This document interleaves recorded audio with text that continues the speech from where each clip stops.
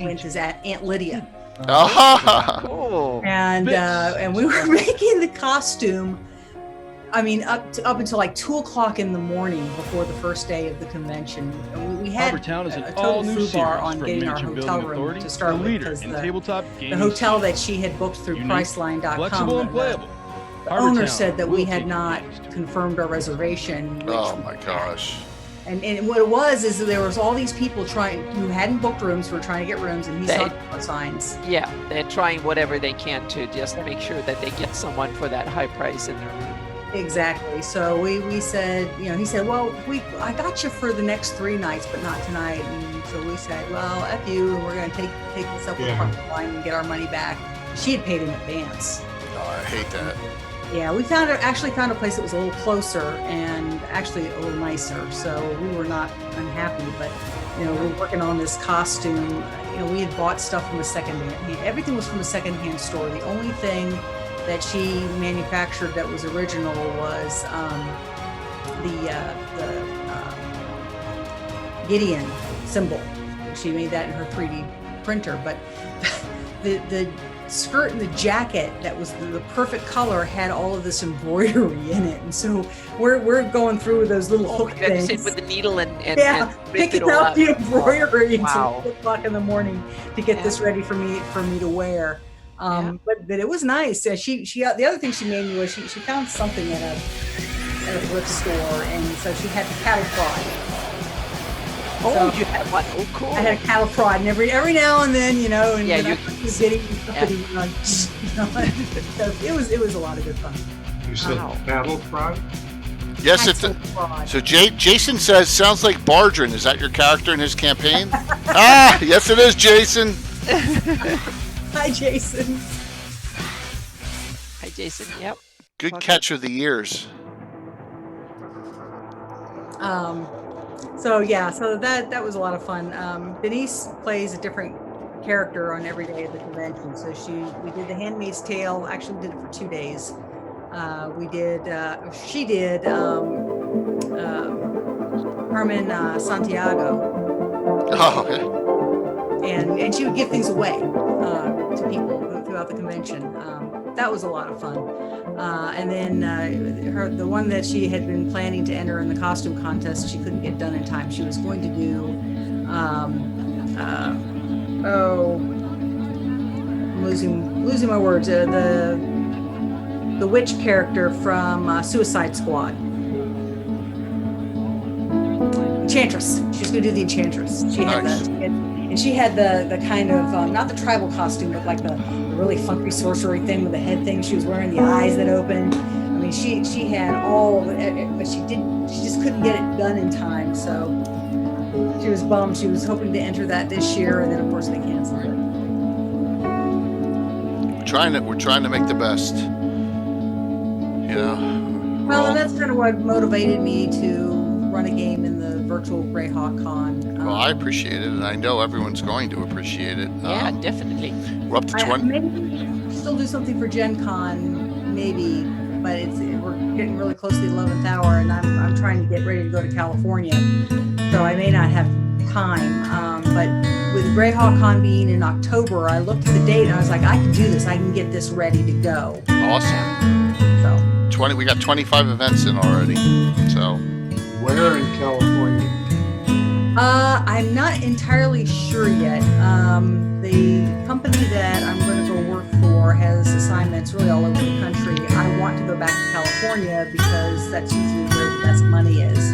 I'm going to do a 13-week assignment. Originally, I was looking at an ER in Stockton, which is just east of San Francisco.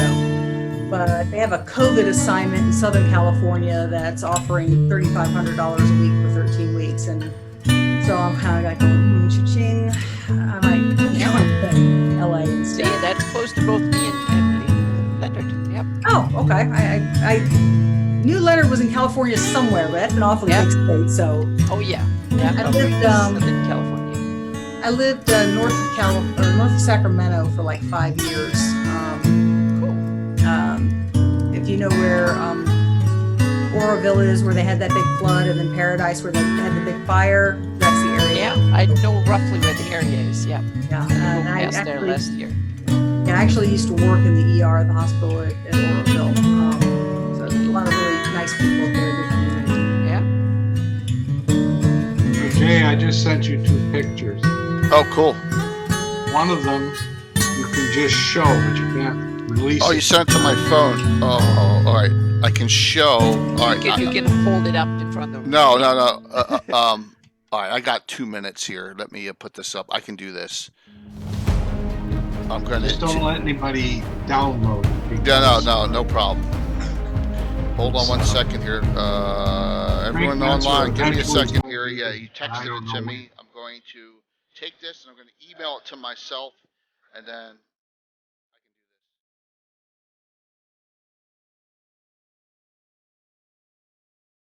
this. And then there's a story behind the second one. Are you sending me another one? Yeah. Via text? No, I just emailed it to you. All right, so you emailed me one and you texted me one. Okay. Did I? All right. Yeah. Yeah, I got to pick. Yeah. It looks like I think so. Give me 1 second. And F is a 5-letter word.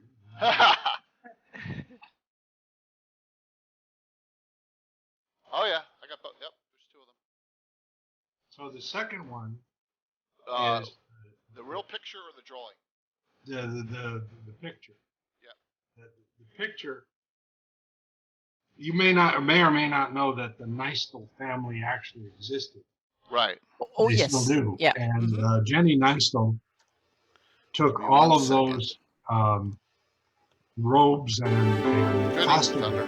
that are shown in that picture and did them all to the point where her arthritis was bothering her something terrible. All we had to do was pay for the material, the cloth, and then she did it. And she created all of it. And it was to celebrate Michael's birthday. Michael's her son, her older son. Michael Neistel is still in the business. I'm not sure who he works for anymore. But he was with, it'll come to me. Just make sure I have it here. Michael did work for somebody for a while. I don't know if he's still doing the kind of thing where it's something we really love doing, so it's wonderful to also get a check. So he was one of those ones. Mayfair Games. Oh, okay. Well, they offered me a job up in Lake Geneva, but my whole life is in Chicago. So. Yeah, on his Facebook page. I heard Jim Ward is going to be DMing again up at a gaming store up in the Lake Geneva. There was a post about it on Facebook. Huh. Yeah, on a regular basis. I wonder if it's the hobby shop that. I don't think it's Mark's at Creative Mountain Games. I think it's the other one. I saw it, and we can ask someone. Someone online might have seen it. All right, Baklunish West tonight. So I am so devoid on this topic, everyone. You're gonna have to help me, but we're gonna let Mike run with this one tonight. We got a couple fun things beforehand too. So.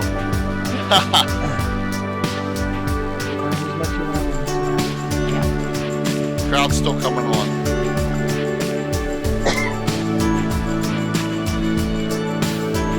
We're 2 minutes early. 1 second.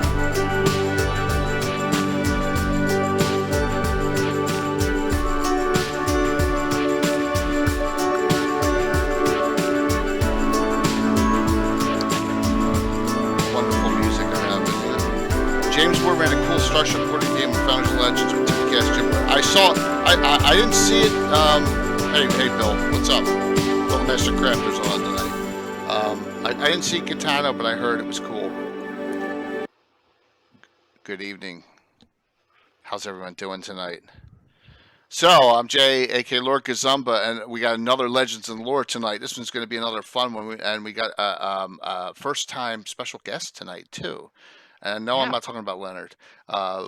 Leonard's as regular as all the rest of us are now, which is awesome. So I got Anna Meyer, Greyhawk, Mike Bridges, Leonard Lakofka, and please welcome if you know her, she on is it her or she? See, Hey, There goes my English lit degree, which no, I'm just kidding. Thela, Hila. A- Thela, Hila. Thela. Hila. Oh, how do you pronounce the last name of that character? Sildorian. Thela Sildorian. Amy Crittenden is with us tonight. Welcome, Amy. Thanks, guys. Thanks for having me. Oh, our pleasure. This is going to be a fun discussion because you Yeah. came up with one of the coolest magic items ever. But first, give us a little background about yourself, in your gaming history, and what you're doing now in the gaming world, and then we'll go from there. Okay. So I started playing D&D with the Holmes box set. My parents gave it to me for Christmas in 1979.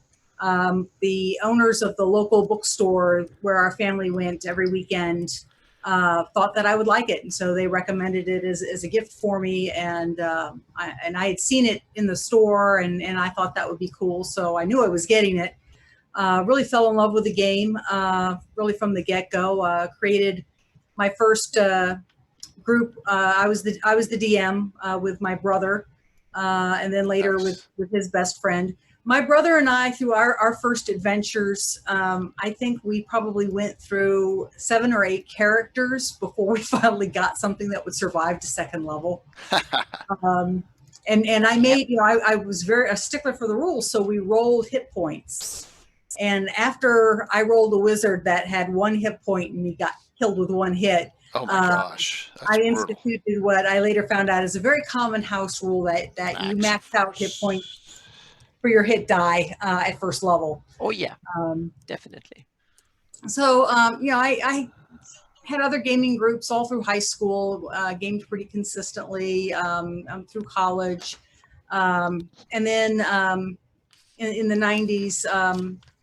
I got into a group in Salisbury, Maryland, and started playing a different game called Hero System. I've played a variety of role-playing games, but started playing Champions in Hero System because the system can be used within a genre. And got involved with a online bulletin board service called Red October that catered to the hero crowd, and met some of the people online and became very friendly with them, including Aaron Alston, who that name may be familiar to some people. And Hero Games at the time was owned by ICE. Iron Crown? Iron Crown Enterprises. But I wrote a few articles for a magazine they published called The Adventurers Club. And then I later published a few things for some other independent third-party journals, and then finally published an adventure for a company called Gold Rush Games in Heroic Adventures Volume 2. That was a Dark Champions adventure. So I was really friendly with that crowd, kind of hung out with some of those folks at Gen Con. Got onto Cannon Fire probably sometime around 2004, 2005, I think. And have kind of lurked, come and gone over the years. We play Greyhawk when we play fantasy in my group. I've been in the same group now for over 20 years, and Awesome. we kept it to Greyhawk. We convert everything to our favorite gaming system, but we just like the history and the culture and the connectivity and the freedom to do whatever we want with the world. It's a lot of, there's enough bits and pieces of granularity to give you a good background you can connect to, and a lot of open room to do whatever you want. And that's what we love about it. And so we've tried Forgotten Realms. We've tried, I'm in an Eberron game now. It's fun, but I think I'm just always going to be coming back to Greyhawk. I've tried all those too. Same thing. Boomerang. So I think you're being a little, what's the word, modest, because you've done some posts, done some great work. Particularly, I loved your what you were doing in the Sea of Dust, right? Remember I asked about that with the map. Why don't you explain that real quickly? What the process was. So I co-GM the game that I'm in now with my best friend, and right now my sister's been sick, so she hasn't been really gaming much lately because she hasn't really been up to it. So we've been doing this online thing with RPOL, And I was going through a bunch of old stuff that I had. I was actually kind of cleaning up a mess.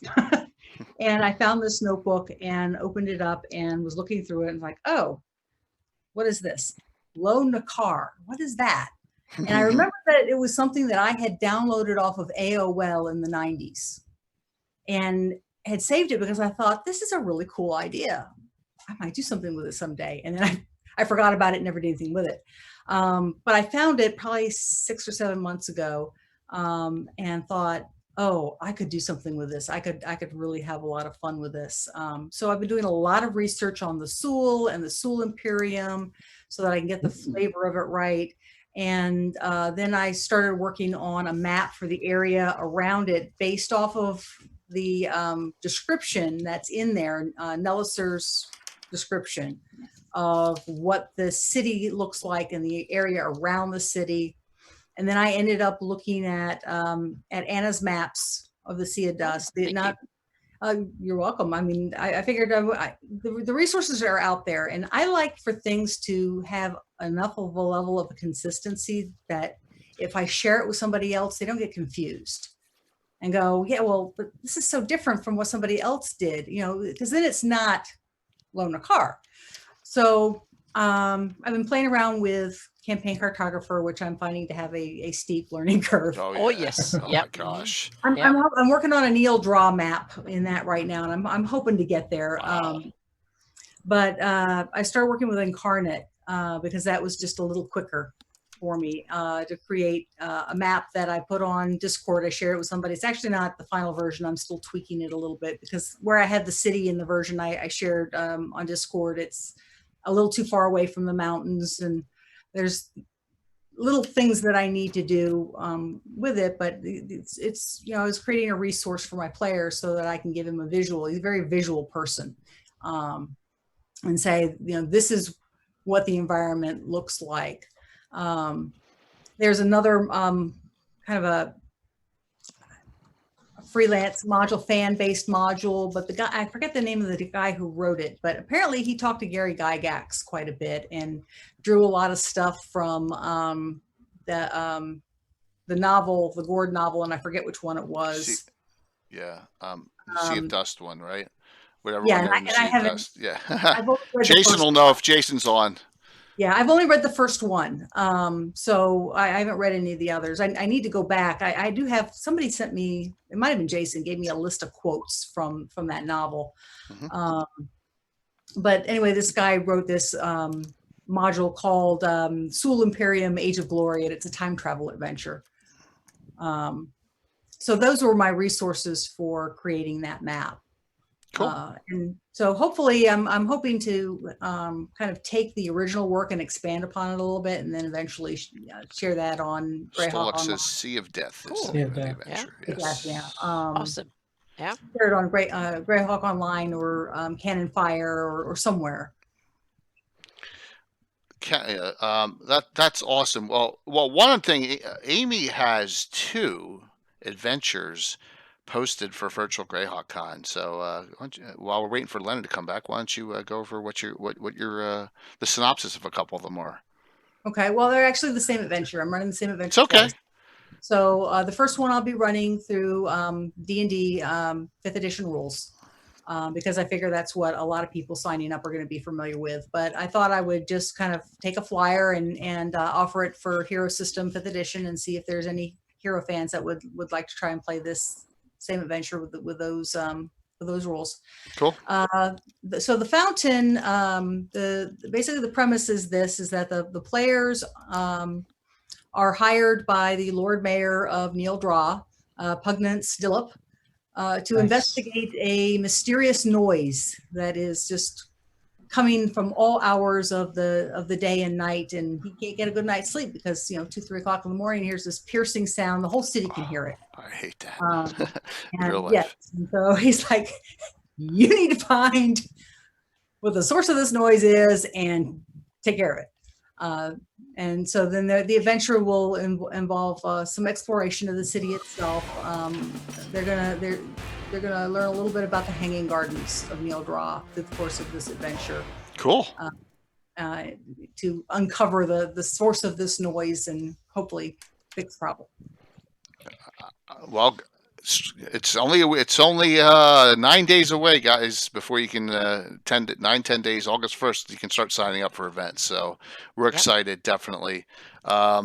Amy, thanks for coming on, and hopefully, well, we're gonna talk about the item that Amy submitted to Leonard before we get into the while we have Leonard on, because Leonard's probably got about 15, 20 minutes. Leonard, why don't you 15 just minutes, yeah.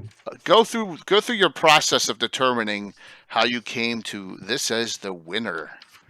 Well, the Lehman was all about protection and comfort are the two big things when he created Magic Items. So what she created dovetailed with that. In other words, it had material in it that you could eat that would provide sustenance, including replenishment of water while eating the product that was inside. Okay. And I said, well, that's certainly in line with everything. The other 3 or 4 entries I got, one guy said, gee, I'd really like to have that. And then he didn't do it. So that went by the wayside. And then we had one that turned into a monster. Yeah. And then the other 2 didn't quite fit either. So this was clearly the one that fit relative to what I was asking for. And then a couple of people went and came in and said, well, here, I did this. I said, yeah, but you did it 2 days after the deadline. So, that's it. yeah. So, it was 6 o'clock on a Wednesday. And if you didn't have it in by then, the hacksaw had fallen. So, no. So they did not luck out. So when I got it, we were doing a trail mix, nuts and berries and yada yada. And I said, as a player, I would really beat the dungeon master up about, well, how many raisins do I have to eat to do this? And how many nuts do I have to eat to do that? And how many people can I share it with? And I would just see it being a nightmare for the dungeon master. So my thought was to, and also the other thing was, I think that if you're producing a product that does sustenance, why doesn't it cure a few hit points too? So I wanted to throw that in the back door and add some curing. Okay. So I decided that all of these little bits and pieces that you had inside this bag, which would be, 200, 150, whatever that would be, you'd be constantly dealing with, well, can I have 15 of them? Can I have 20? Can I quantify it? Oh, yeah. I don't know that the DM wants to deal with that. So what I did was I turned it into 4 items, 4 objects, and I did 4 plums, 4 radishes, and 4 apples. Yep. The apples were mostly, they would do something for a human to eat them, but a horse would really do well after he ate the apple. And you could call forth what you wanted. So you could get the 4 apples, the 4 radishes, and the 4 plums. The plums were for curing. So you would pass the plum on to somebody else, and that person would have like a something they could have. I think I said a duration. I'm fairly sure I said a duration. Yeah. And you wanted it to be used within the 24-hour period once they determined what it was. It makes sense. I also put in there that you can't take that 1 plum and share it with 4 or 5 people, each one taking a bite. And so as soon as you bit into it, that was it. If you gave it to somebody else and they bit into it, the plum would rot right on the spot. Yeah. And then the radishes would cure disease. The radishes would cure disease, and if you ate all 4 of them, your odds of curing the disease, and I said a mild disease. Now I realize I opened Pandora's box by putting it that way, but I didn't want it to be, some of the, like plague, for example. I didn't expect these radishes to cure the plague, but a minor disease of one type or another, they would cure, they would increase the percentage by the number of radishes you actually ate. So that's all of the stuff I did. And I know when I used to do stuff, I always said to the editor, gee, if you fell down some stairs, it would be all right with me. Because, you create your stuff and then you have an editor go ahead and do his or her thing with it. But I had to have Gygax rewrite L1 because the guy who they gave it to, he just did his own thing. And I said, Gary, you paid me $3,500 for this. How about making it mine and not In 70s money, guys. Yeah. That's a lot of money. In 70s, yeah. Back in 1970, $3,500 was a lot of money. Yeah. Yep. Yeah. And My I parents got bought paid. their house. I got paid for 3 of them all at once, so I got a check for $10,500. That was very nice. Yeah. That was very nice. That was a nice steak dinner. You're more probably than once. one of the highest paid module writers ever in D&D history. Yeah, prorated. Yeah. Mhm. So And that was Bloom who gave that to me too. Yeah. My later experiences with Bloom, we don't want to talk about. But there was some redeeming features before or thing before then. So yeah. So that's how we got to what the text is now.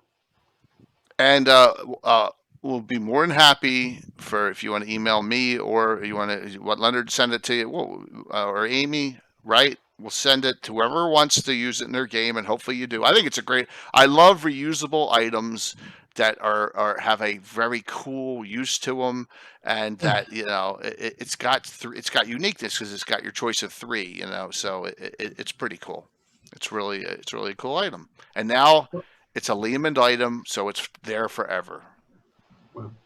What I found out early on in dungeon mastering, especially when you went into a complex that was very large and had multiple layers, we could call that a dungeon, and we could also deal with what did Gandalf lead them through, where he met the Balrog? Moria. Moria.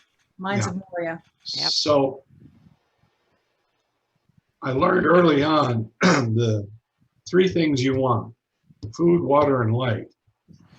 And if you're missing any one of those 3 components, and you're in there for 7 days, 8 days, 9 days, 10 days, things can go really bad on you.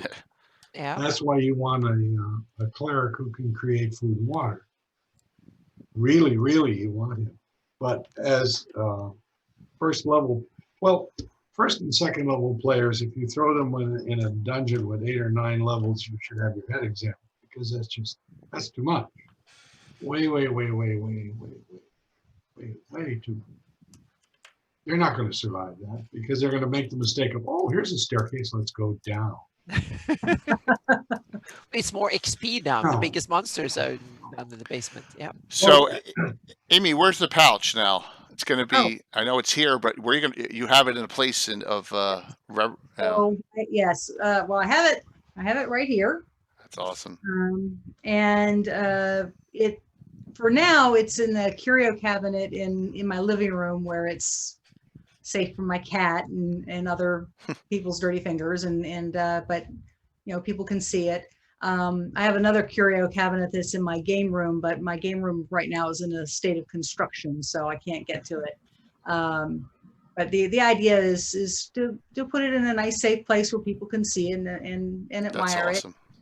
it. My plan is to take really good care of it. I was very flattered when Leonard liked my idea and told me that I had won this, and so I'm just thrilled. There were a couple other little goodies in it as well. He sent me a set of polyhedrals in a dice bag, which are just gorgeous, rainbow color.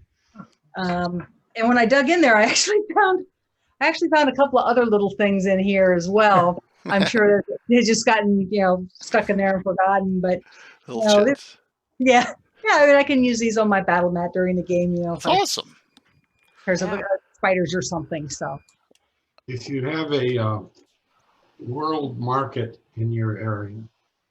It's got a longer name than that. They sell those things around Halloween and Christmas, Okay. and you get like 50 each one I think I've seen for them around $3 before. or $4.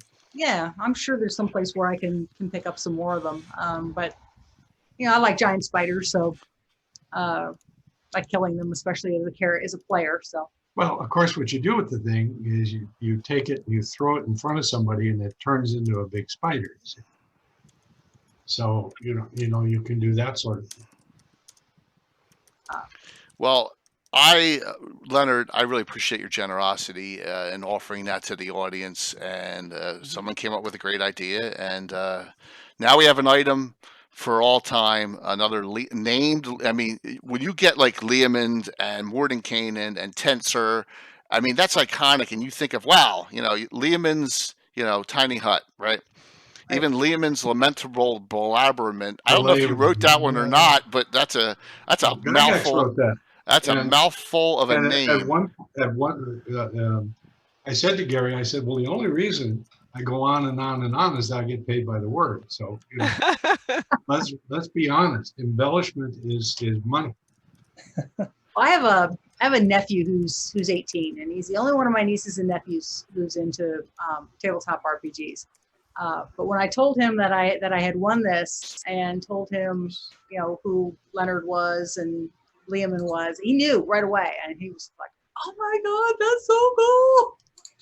That's awesome. It's an awesome. Have him write me. I'll send him a magic item. Oh, Oh. he's serious. Yeah. Yeah, I will. that is great. Awesome, Oh, awesome. So, The magazine you showed earlier, the Remarkable, or whatever it was, yeah, there were some magic items in there. yeah, in this remarkable shops. Well, yeah, but I had some paper in there beside, Oh I think. no. Oh, you Yeah. did. The inserts. You had a whole bunch of them, but they're in another stack now. Yeah, We'll no, I understand. We'll save them for another time. So this is going to be given away by Leonard at Virtual Greyhawk Con. So let me make this announcement before we really hop into, because Leonard will be very appreciative of this as well. And Tombstone, thank you for the sub. We're finalizing some things for Virtual Greyhawk Con. Even though it's in October, first weekend, we want to get it so it's ready to go for signups for a lot of the major things for August. So I've been working on the big event, which is my game, my old school game, the All-Star game. And when Eric Mona came on Sunday, I just flat out asked Eric and Gary Julian, will you play, in the game? And I think Eric wouldn't have if it was 5e, which is conflicts with Pathfinder 2, right? But because it's old school, I don't think he had any problem with it. So I got Eric Mona, I got Gary Julian, Steve Chenault, right? The owner of Troll Games is playing. Okay. Chuck Cumbo, and everyone knows Chuck Babunski, who's the sales manager / community manager for Troll Games. He invited himself. What am I going to do? Say no to Chuck, right? All right. So, and Chuck plays a great Fritz Winchester, and everyone knows how hated Fritz is. So, and then I made an inquiry today on a follow-up. So I want to announce right now, and let me just pop this up, and you may be able to see it, and you may not be able to. I'll try to blow it up as big as I can, if I can find come on. I got so many drop-downs up here. If you notice on this Saturday schedule, it says guests, and it says Luke Gygax. So Luke is playing in the game now too. So I got Luke. Luke in the game. So thank you so much there, Chris. Thank you for that Prime sub, Chris Solo from Fabled 42. I really appreciate it. Yes, so I got Luke Gygax, Eric Mona, Gary Julian, Steven Chenault, Chuck Cumbo, and I'm working on one or two others to fill that out. By the way, yes. Remember that box of dice I sent to somebody and it bounced back to me? Yes. Oh my God, Chris. I still have the den. All right. Well, you know what? I sent him dice, so we'll use that for another giveaway coming up. You think of something you want to do coming up very soon, and that would be fantastic. That would be awesome. Yeah, it's an 11 dice set. Yep. Chris Solo, thanks, Chris. Oh my God, that was awesome, man. half-seas dice, Gatekeeper Games. I'm pretty sure that's what's in there. I'm not gonna. I had to construct the box to be able to get the label Yeah, on. keep that box. Keep that box as is. I will. Well, So I think we had a question. so Too. anyway, you can give that away at some point. Is there going to be beginner games at Greyhawk Con? The answer to I think is yes. There's going to be some beginner games. I'll tell If you. not, then we have to create some. That we have to have some, no matter what. Yeah. So I we have think to, that Endocarus's game in Zeef, which is for level 2 characters, and he's Yeah. very easygoing. I think, and he's running it. He's running 2 of them. I think that'll be a good one as well for new people. So somehow we have to make sure we have at least Yeah. a couple of games for newbies who never played in Greyhawk before and want an introduction somehow. So yeah. Chris, sit tight. I'm going to put up the listing here. Wow, that was 10 gifted subs. That is awesome. So we haven't gotten to our topic yet tonight, as Len had to depart because he doesn't even see. Oh, He yeah, doesn't even say goodbye. He's just like, He boom, just- he's yeah. gone. Yep. But that's what Leonard has to go. He has a cut time where he needs to depart. Let me get this up real quick, and then we're good. That's why we can enjoy him first. And That's then why can we enjoy him dig first. into the top. Yep. Absolutely. All right, I'm putting up the highlighted schedule, which you'll see here in a bit. So, new games for Greyhawk or new particular system should look at that. Will, if you have some time, you want to put that in. We right now have 25 events already in, but we're going to have more. Alan Growy is going to put in 3. Jimmy Duffy's going to put in 1 still. Chuck's game is not in there, and it's a highlighted stream, and it's not in there yet. And so that's 5 right there that aren't in yet. So that'll put us up to 30 minimum, and then we have and so Chris Sola from Fable just said he wants to participate as well. So we're gonna have a whole bunch, in there. DM David Keith, not Keith David. I love that. That's awesome. If you know who that is.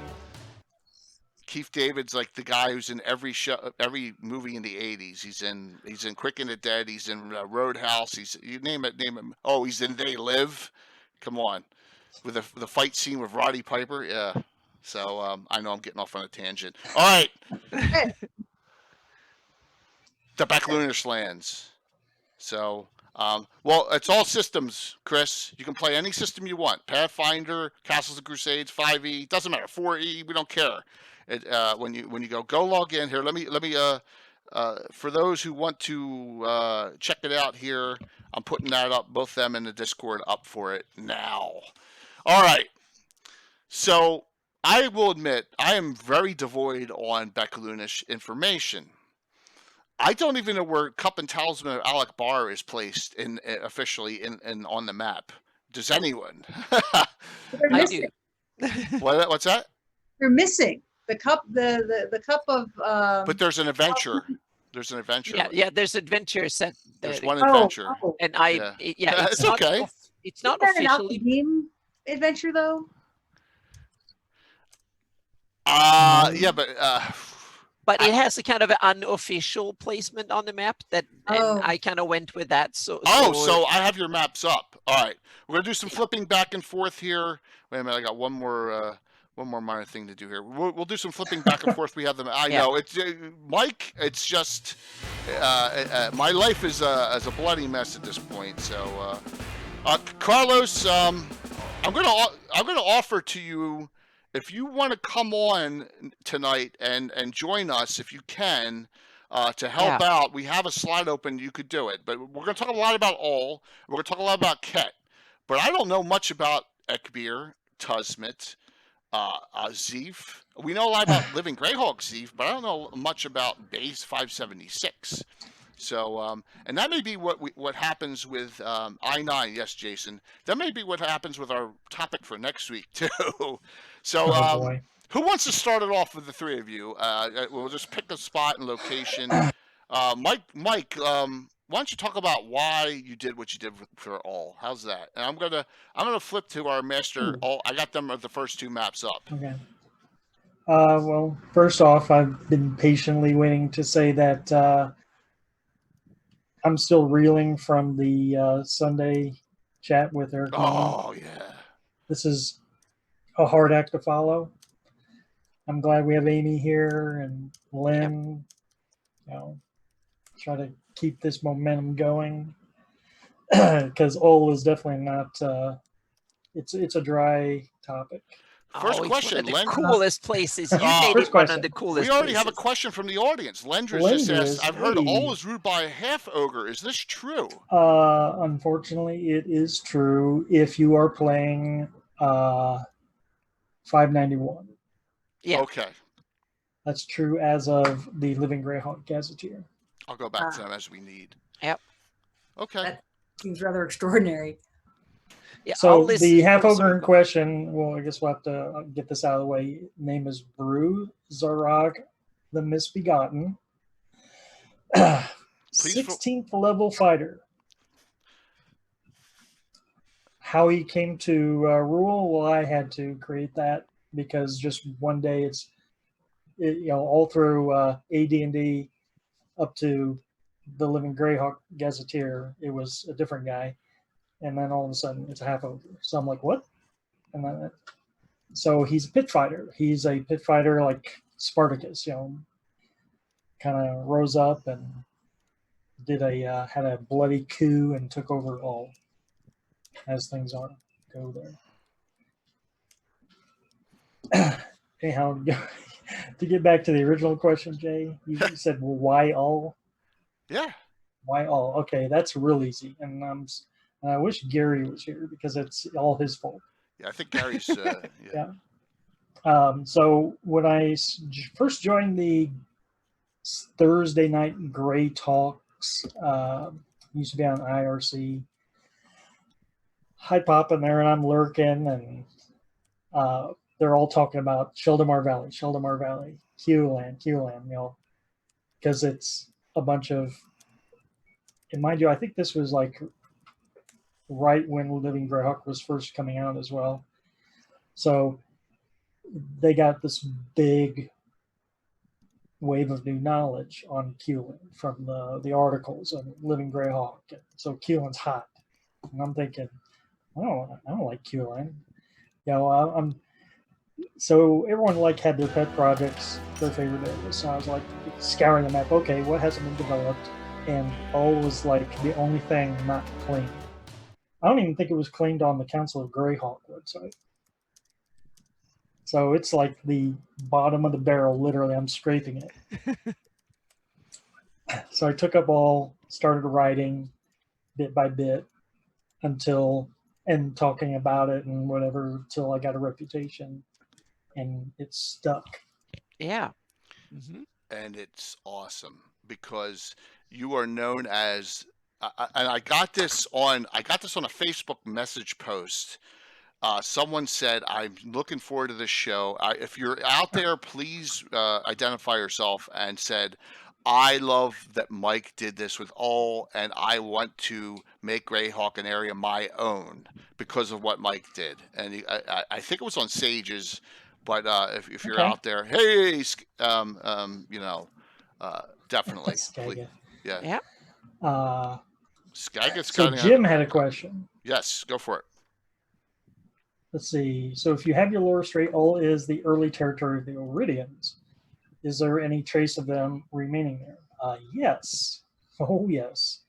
Great question. So the remaining Iridians in all hide out in the mountains. Or in the foothills of the mountains, on the Crystal Mist side. And the towns, Kester and all the little villages in southern all are Iridian originally.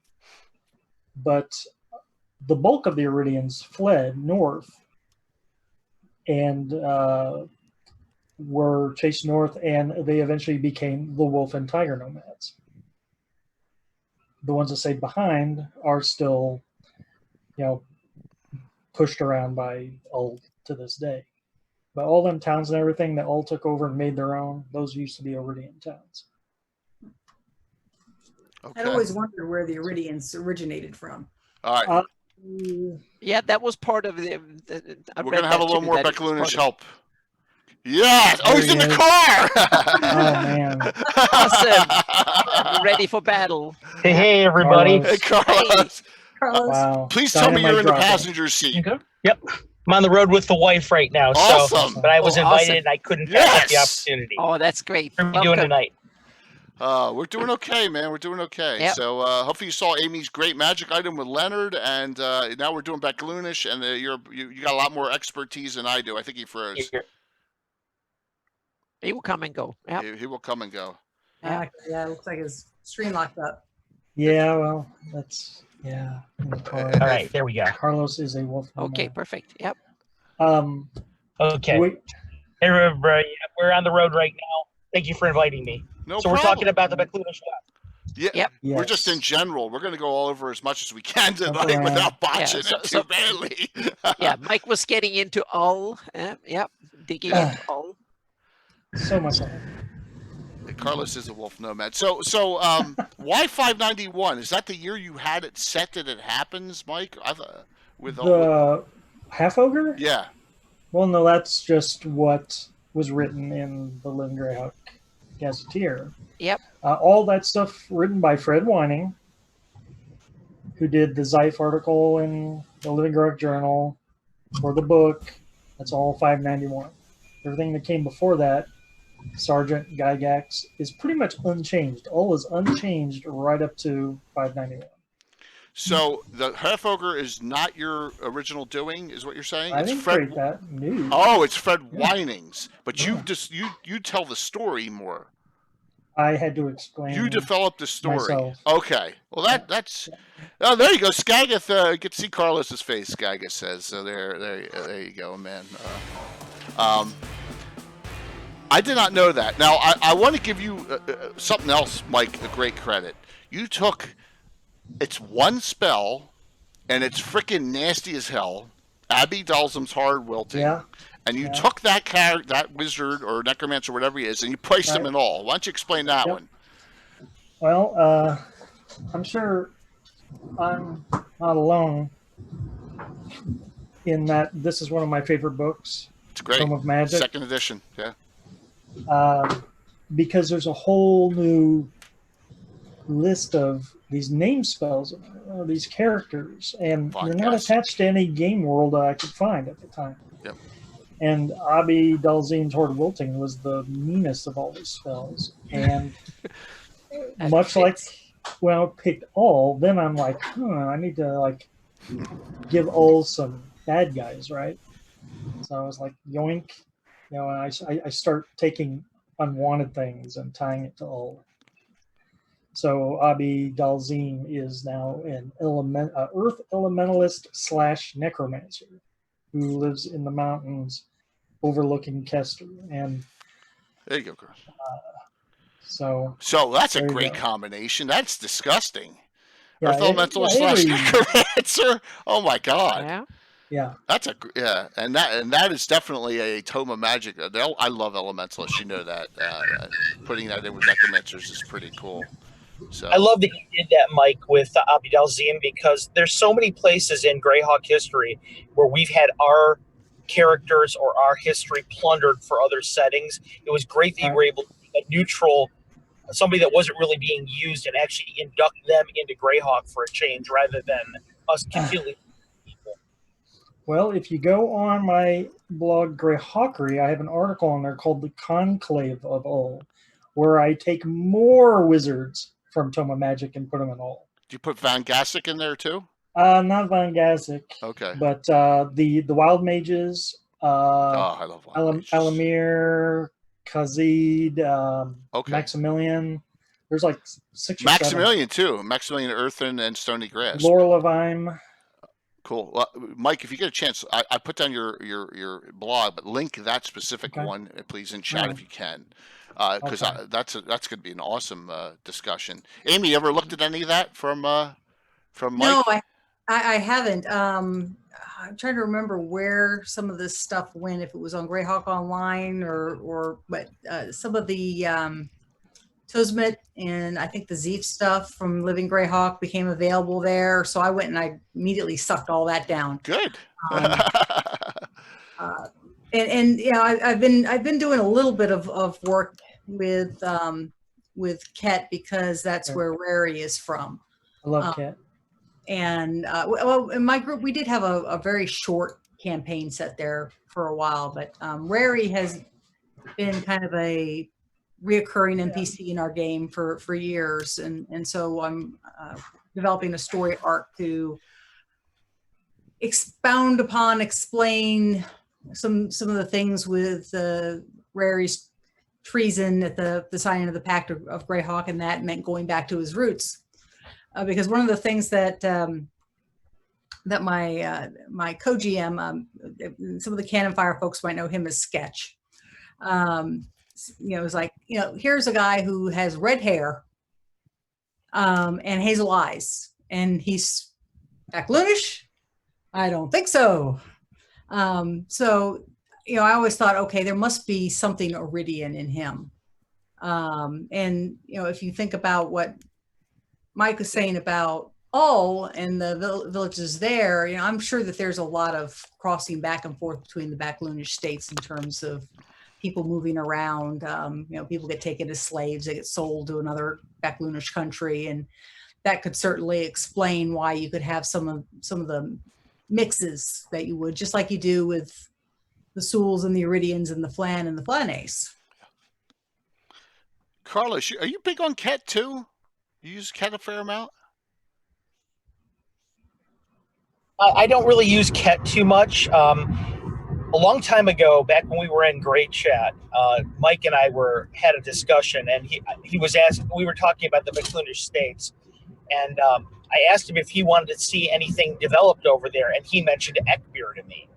So I started doing a bunch of stuff with Ekbeer back in the day, and then I started doing a little bit more research on it, only to find out, unfortunately, that Ekbeer had been one of the states that had been most developed during Living Greyhawk. There was actually a lot of undercurrent there that I didn't realize was there going on. So it was kind of like, oh man, a lot of the stuff I've done here kind of cuts contrary to some of the Living Greyhawk stuff, because I was just running with it whole cloth, So I haven't done too much with Ekbeer. I did set, however, the starting point of one of my modules. Back in the day, I think 2 years ago, GrogCon had their opening convention, and I was fortunate enough they asked me to provide one of their first official module for it. We had this big naming contest for it, and our own Lord Grindelwald won that. And he came up with the name, the Porcelain Sword of Queen Ashala. And I thought about the title a little bit for it, and I was like, you know what? Let's set this in the Baklunish states. It sounds something that could be done Baklunish wise, and I hadn't really done anything with that area before. And so I think everything I do is mostly in Ekbeer. I touched a little bit on Hull just to kind of glorify Mike, because I think so highly of the work he's done with Hull. To me, that Mike's work on Hull is the definitive version of that area. Absolutely. So, I did a little bit with that, and I think that's just about it. I did write an article for Cannon Fire for one of their post fests, in which I created this, and I came up with this idea of Greyhawk 7 Wonders. They have kind of a thing called the Pentad Magnificum, which is five great things that historians consider the 5 greatest works of art in Greyhawk. And one of those artists, his name was Altemlorn, and for Mortellin. So that, again, I was just kind of nodding to Mike, because I consider him, when I think of the Baklunish states, I got to think of Mike Bridges. So definitely cool about all is, and Carlos, did you see that post where the guy said, I want to be like Mike when I want to make my land my own? I think it was on Sages, and I can't say enough that you take an area. There's so many undeveloped areas you can do that with. I mean, look at the Thrakkish and the Pale. Is it really that developed? I mean, it's not. There's a little bit in the source books and a little bit some, in but board. it's not. That's about it. It's not super developed. Exactly, it's not. How about Onwall? Onwall had a Living Greyhawk stuff. Oh, okay. Yeah. But still, there's so have to look to the fringe. Mike's work in that kind of vein is what inspired me to do a little bit with what I'm doing with Fireland, because I wanted to take a place on the map and make it my own. Absolutely. And I wanted to be out of the way, just like Mike did with Hull, and make it kind of like, this is the definitive piece on this area. Yeah, So I can recommend Stone Fist or Stonehold if you want Stone to Fist? develop something that has barely nothing in it. It's mentioned a lot, but there's Give only it to- mentioned because what happened, put it outside and was dragged into the IUs with Batun and all that. But otherwise, it's not developed. So that's another candidate that you can kind of do a lot of cool stuff with. Let's give that to Tim. Okay. Yeah. Yep. Curious, Tim? Amanda's in the background right here saying hint, hint. Excellent. All right, so I wanted to. Amy brought up a point, and I wanted to show something someone else developed. I can't take credit for. Rary's got red hair, right? A good question. So I have my friend and my French friend Dungeon Meister on DeviantArt. I'm allowed to use anything he posts via Greyhawk. I wanted to share something with everyone about. This goes into the Baklunish areas. We actually have a picture of the city of La Pola in a street scene of La Pola. So let me get to that. I'm gonna blow this up just a hair, and then I'm gonna explain to you what's going on here. There's Alamazet. We'll get to that. All right. So this is actually La Pola, and I have it over the other one here. So I got to put the zoom behind it a little bit here. There we go. All right. So, the red-haired female that Dungeon Meister has is actually Rary's bastard daughter with the red hair, and she's a spellcaster. All right, so that's a younger picture, and that is actually, I mean, really has that look of a Middle Eastern town in the background. And then later on, her and her adventuring company are fighting the Greater Boneheart in this massive fight at the end of his Living Greyhawk campaign. And then that's Panzershek she's fighting, so she's got powers as of Rary. Whacks him good there, but unfortunately. In the very last scene, and her name's Elaida, Elaida, and unfortunately, in the very last scene, she gets permanently killed. And that happened in this campaign, and this guy does all the artwork up for it via digital graphics. Just wanted to share, hey, so is she Baklunish or not, Amy? That's a good question, and this is where we actually have someone who took the Rary story out of Ket. In La Pola, and I looked at the map, and Ket's larger than I thought. It stretches along that valley. And this character hailed from La Pola when she started. So I just wanted to share that because I love his stuff, and wanted to show, hey, someone did a development off of Rary there. So I will. pretty Hey neat. Jay, I've got a great trivia question for you. Before I'm going to duck out for a second because I just got home. No problem. And hit upstairs. But here's your trivia question, and Mike, you're forbidden from answering this because I'm 90% sure you know the answer to this. Sure. But do you know where Rary's name actually came from? Oh. Besides being a Gygaxian kind of an airy thing. Anna or Amy, do you know? Because I don't. I know the story of the character's name. I think this is what Carlos is referring to. So Rary was a wizard character that was created by Brian Bloom. And he retired the character when he reached 3rd level, because when you were a 3rd level wizard, you were called a medium. And he that's exactly it. Character Medium Rary. Wow. Great answer. Good, awesome. Good job. See? Good on you, Amy. That's awesome. See? Yep. Awesome. Great. I did not know that. So good one, Carlos. See, I need this education. I had a feeling that Mike might know that from doing the Castle Greyhawk comics. That's why you were forbidden from answering. I've actually never done a comic or joke about that. Oh, really? Okay. Well, there you go. Well, now you have some source material to work with. Yeah. It's just too easy. Very, very cool. Yeah, it's too easy. I want to show Carlos. So you're hopping. You're going to stay on here and then hop. I'm going to hop off for a second so I can get onto my home computer, because right now you're seeing a beautiful view of Casa del Lysing over here in the background. I'm outside of the house. You and Amy are not too far apart. You're both in Ohio. No, we're not actually. I live in Northeast Ohio, otherwise known as Neutral Evil, Ohio. And I think you live a little bit south of me. I live in southwestern Ohio. I'm just okay. It's by Cincinnati. Yeah. I went to college at BG, so I'm familiar with that area too. Oh, okay. Excellent. Okay, so we'll see you in a sec, talk to you Carlos. soon, Yes, you Carlos. will. Yep. Be right I wanna, back. I want to show and now Sir the bear lives in Central Ohio too, so there's some Cool. gaming possibilities.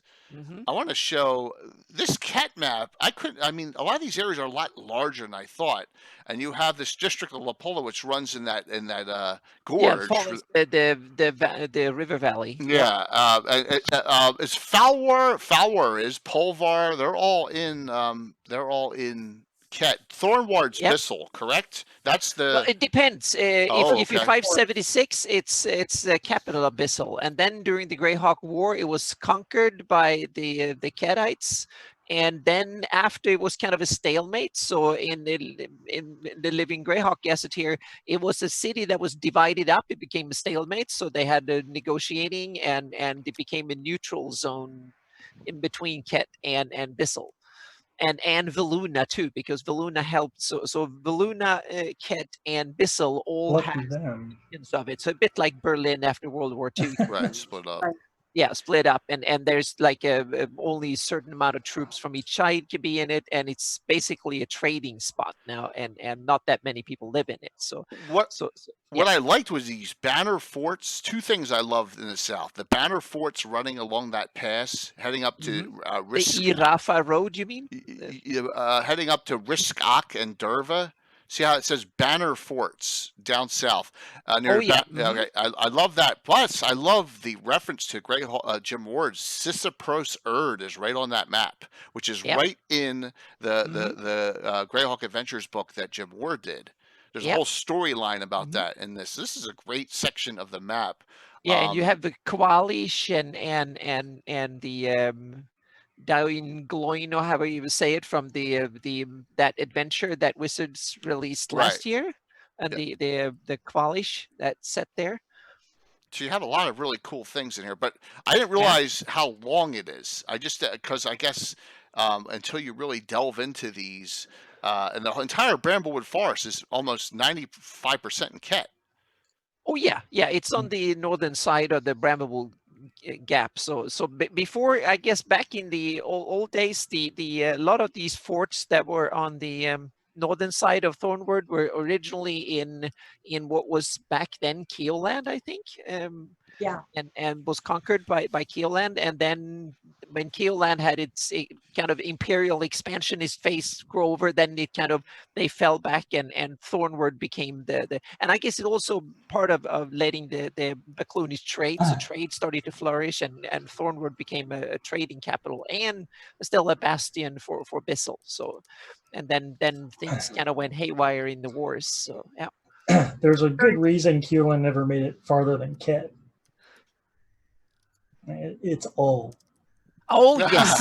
Oh yes. Awesome. Yeah. Because once you go west, you're going to either go after Ekber or Zaif, and you want to trade with them. But if you go southwest, you're running into Paynins and all.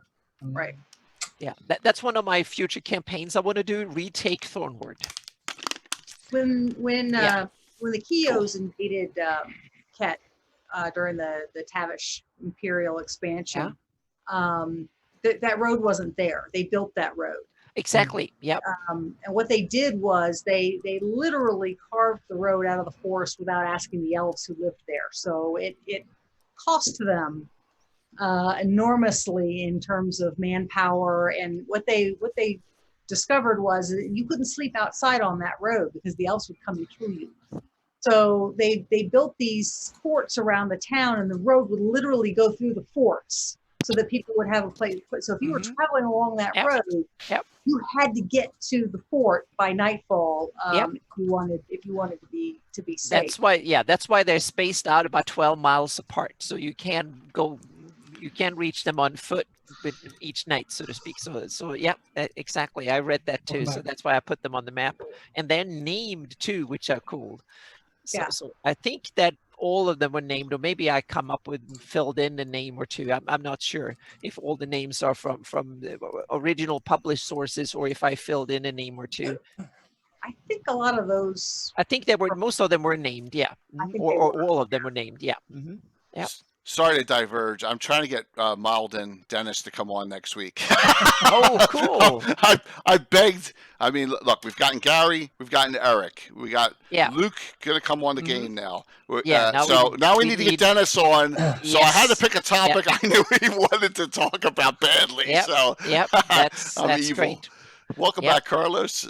Hey, thanks so much. I'm reading Amy's Magic Item. This is the first time I'm seeing it. It's pretty cool. I will send it to you. I'll email it to you. Oh yeah, that's awesome. Thank you, Yeah, no Amy. problem. You have my compliments. This looks really cool. Well, and honestly, the finished product is more Leonard's work than it is mine. But you know, he took. I think I had a good idea, and I think he took it and made it a lot better. You know, when he emailed me and he made that comment about, you know, kicking the editor down the stairs, I just had to laugh because my co-GM sketch is just he's very brutal, but when you're done, you end up with something that's playable. So, and that's what Leonard did, and so I really appreciated his ideas, and I was like, wow, this is just so much better than what I originally had. Leonard's a limit guy. He understands that. He knows in his head that every campaign has a Tim that will abuse something if you give it to him as a magic item. Sorry, Tim, if you're on, or an Alan, my other friend. They'll go to the lengths and they'll be like the Buckner's ever for purse. I will never give out one of them ever again in my campaign because of the abuse that those things. Yeah, you understand, Amy, right? So Who has one? I've abused it. yes, exactly. So, but Leonard set limits on this and made it very useful so you could give out to a low-level party too, a low-level person, and so he knows how to do that, and that just made your item even that better. And you know, you have your name attached to a Liamond item for all time now. I think that's the thing I like best about it too. Is it? I just like the fact that it expands the canon so much. You know, it adds so much flavor to something, and one of our own did it. I mean, somebody from our community is immortalized forever like that, and I absolutely love that. Yeah. So anytime somebody like Mike or Anna or myself or Jay or anybody that contributes to something that we all consider canon and we all agree on, this is awesome, like that item right over there, that's just magic to me. Definitely. Yep. And so it's fun. If you don't pardon the pun there. Yeah. No, absolutely. Yeah. It's fun, and that's the whole point of the community is let's keep on all having fun together building this, and that's what I'm so excited about. It's coming along, man. Things are moving forward in a very positive way. So, but come back to the Thornwood area. It's kind of one of the most probably the most strategic location on the whole continent. That and the city of Greyhawk are probably the two some of the really strategic locations on the continent. I think Thornwood is number one. So I'm definitely want to plan a city siege campaign and doing beautiful. And so I think that would be kind of cool. I was thinking of doing it on Spine Castle, but I think Thornwood would be kind of cool to have a city siege campaign and see what can happen. It's the gateway to Western Org. Yeah. Gateway to the Planace. I mean, you're right. That is probably one of the most strategic spots. Yep. In the entire campaign setting. And so what really is surprising is that there isn't more there than there actually is, because when you think about Ket and Tusmet and Ekbir and Zeef, those are very wealthy kingdoms. They have access to a lot of resources of their own, and they do a lot of trade, and they bring things that people in the Flanaes want. Yeah. So they were maybe not that much outreach. They weren't that imperial. They didn't want to conquer the rest of the world or anything like that. So they might be where Keoland ended up in Living Greyhawk and stuff. They kind of lost their mojo for or their appetite for conquest and reaching out. They also have Western. That's the other interesting part with the Baklunish West is that it's the only area that is traditionally described in all the setting books that actually have direct contact with the rest of the world. because there is like even mentioned Mur and Kumal and other parts of the Baklunish civilization further west. So it's the only area that have direct civilization access to other parts of the planet, so to speak. The other parts of the Flanese are kind of isolated. You have to either go across the Solnor, or you have to go down the Azur and navigate treacherous oceans or whatnot, and go through the Sea of Dust or beyond to get there. But through the Baklunish West is the only way you can basically take a horse or a camel or whatever and ride there, and or walk on foot and get to other parts of the world. And you could conceivably have a storyline along those lines of a kind of a Marco Polo, adventurism, with him being from Italy and traveling the Silk Road and being the guest of Genghis Khan and all of those things, that the extraordinary adventures that he did. It'd be very easy to create something like that in the Greyhawk.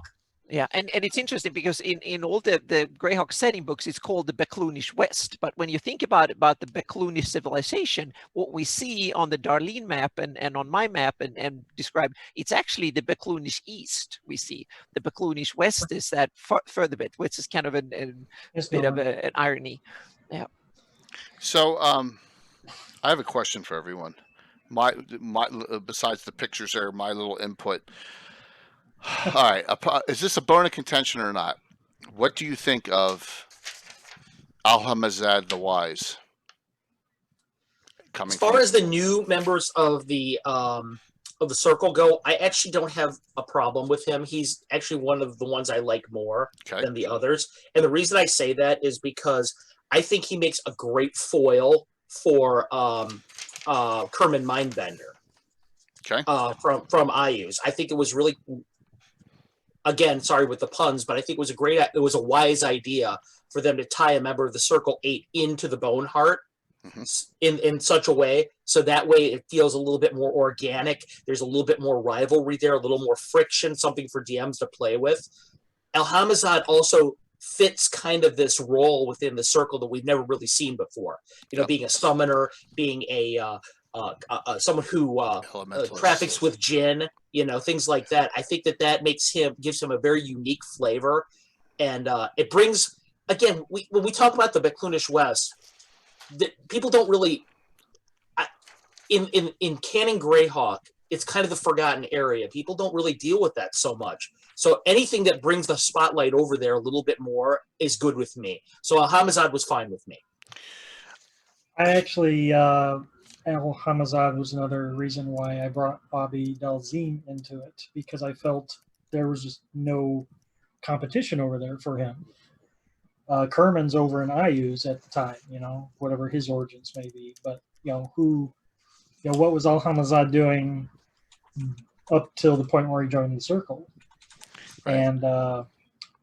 And also, like Carlos said about the Jinn and stuff, well, part of Dalzim's background is he trafficked with Tao, who are evil, and Earth.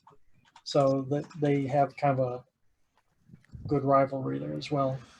Yeah, and Ket sided with IUs in the wars, so there is a connection. That's how they managed to with the IUs. They were distractions, so to speak, and I guess that was a major part that they managed to capture Thornor, or at least they took the whole of Bissell for a while and stuff, and then the Bisselites and the Keo-ish and stuff took it back again. It says right in here he's not happy with Sultan Ket for that.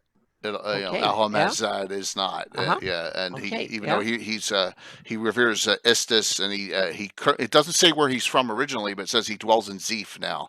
But so that's a neat thing. I just I wanted to get everyone's opinion on it because I'm kind of the Circle of 8 is something I have never delved into, so I'm kind of, it's off my charts. Yeah. And what I wonder about this character is, how is he going to kind of get along with Morden Kanan long term?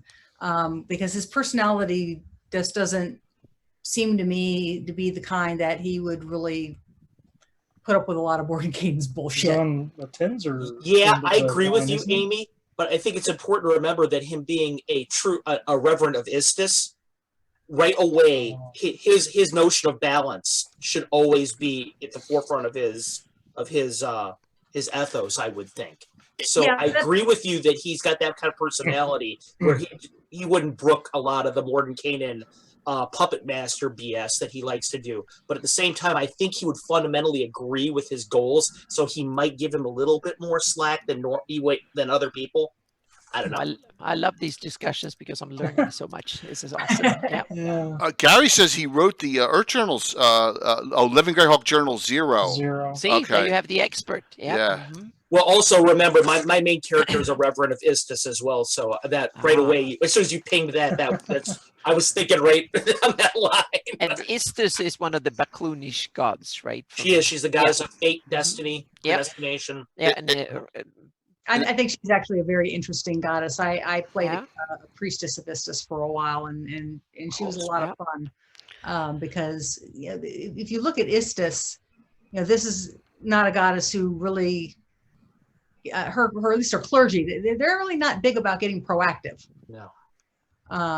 It's one of the things will sort themselves out the way they sort themselves out, and we can't really see the whole mystery and how all the threads come together, and so Amy, do you feel like speaking to the clergy of Istis here, do you feel like things that we saw maybe in the Fate of Istis module, because of her, some of her clergy are that way, but others are the exact diametric opposite, where they're like agents of change, maybe? Right. And they're that's kind of like the invisible hand of destiny pushing things in a certain direction.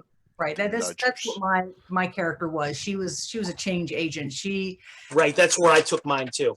Took a more proactive role. She has the gift of prophecy, and so she believes that she has that gift for a reason, and that's so to act on it. So her thing is to set up little things that will become useful later. She puts the pieces in place and then lets things play out when the time comes.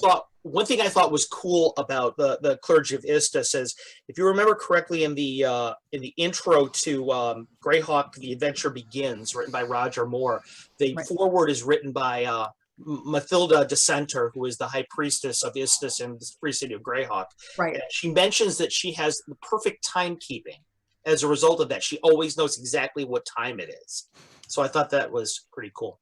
Yeah, that is actually a really cool ability, and it makes perfect sense if you are somebody who is that connected in fate and how the wheel is turning.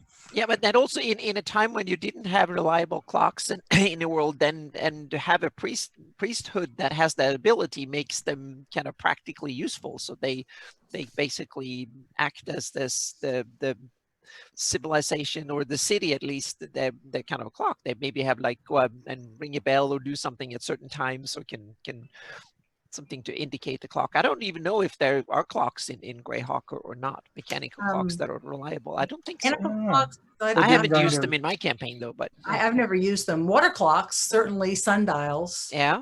I mean, that's age-old technology. Mm-hmm. Exactly. That's been around forever. So yeah. Forever, yeah.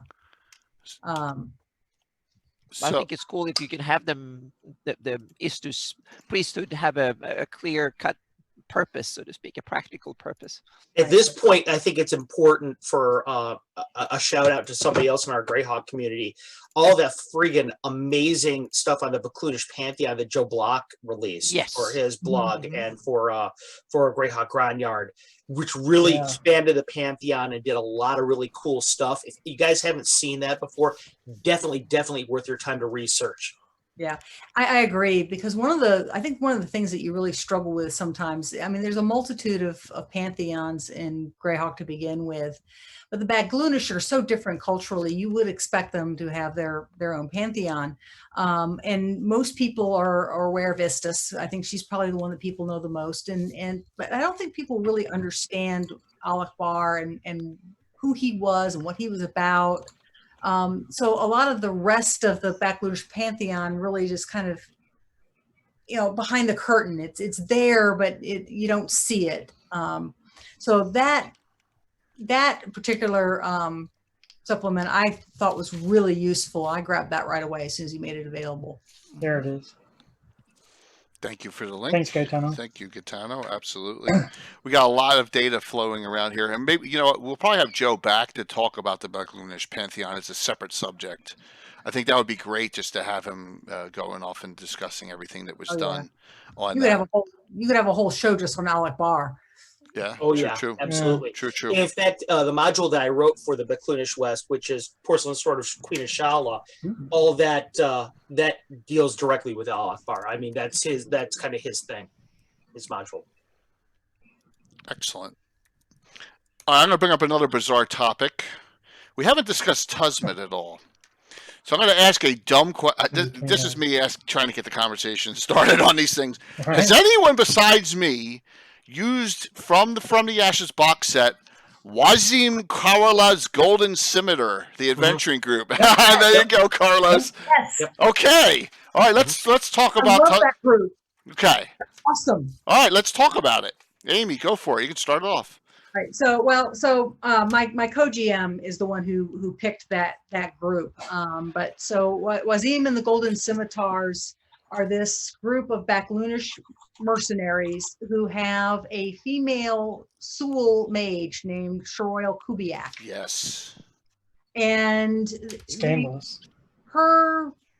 why she travels with them is not really made very clear. There's a pick.